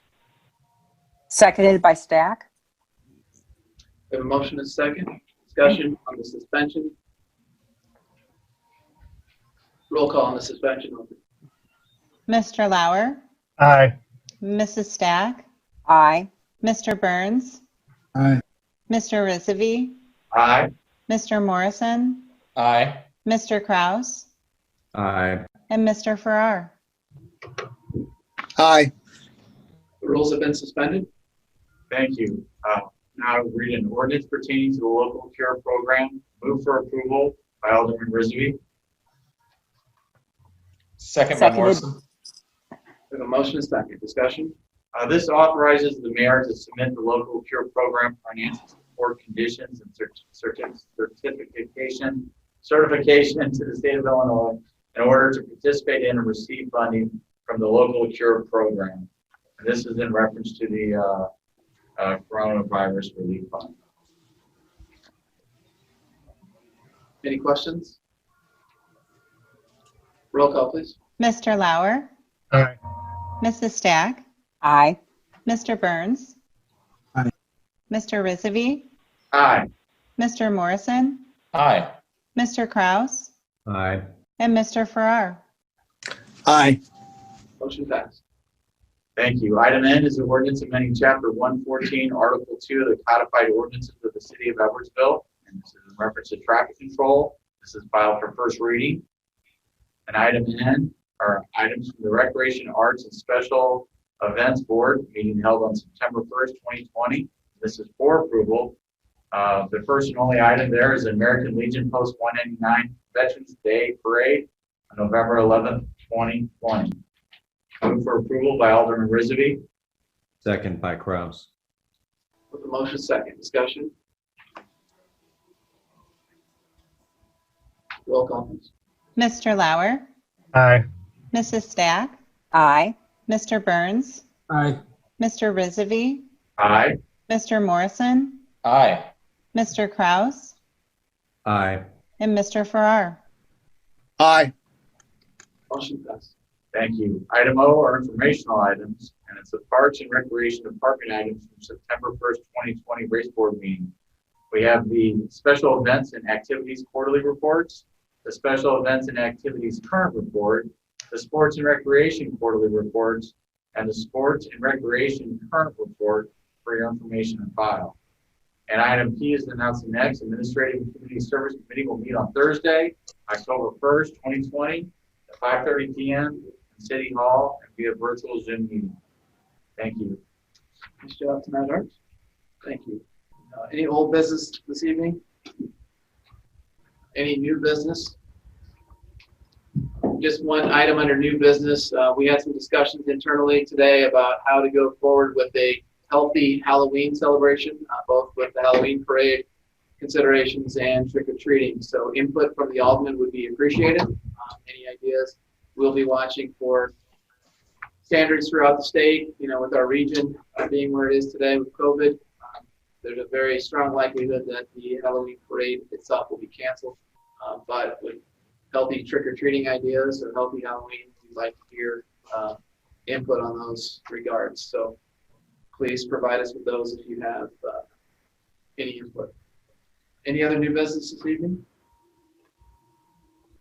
Okay, I'd ask for a motion to go into closed session. Motion to go into closed session. I'd make a motion that we go into closed session.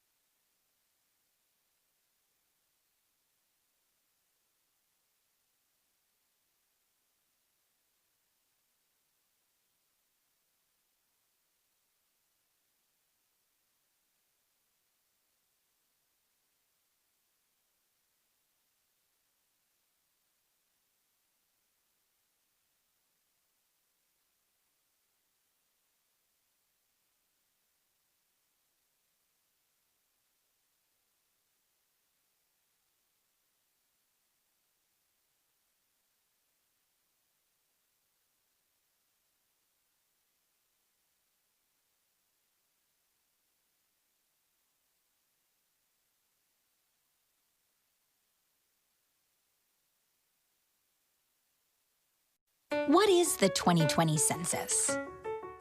Every 10 years, the census records everyone living in this country. It's written in the Constitution and comes in a questionnaire that counts everyone who lives at your address on April 1st.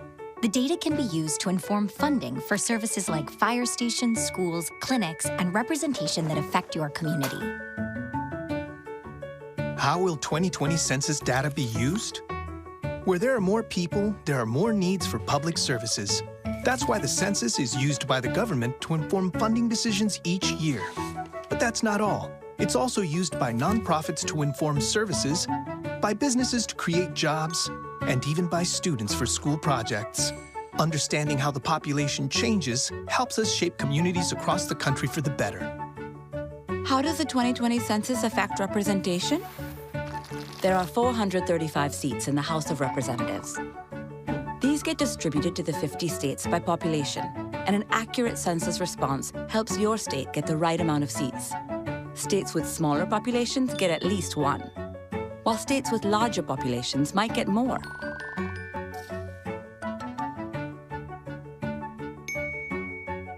How do I take the 2020 census?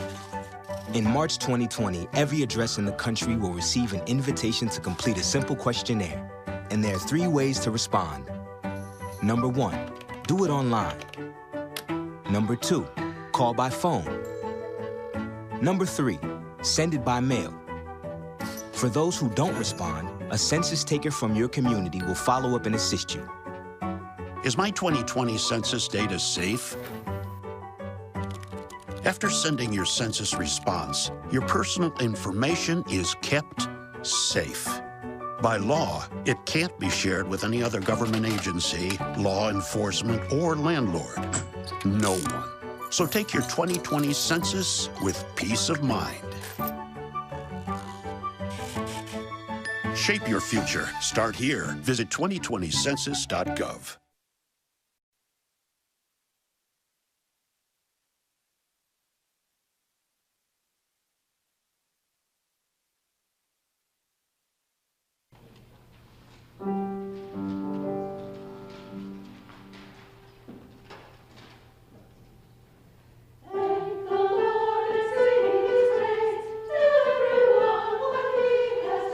Let every man who loves the Lord rejoice in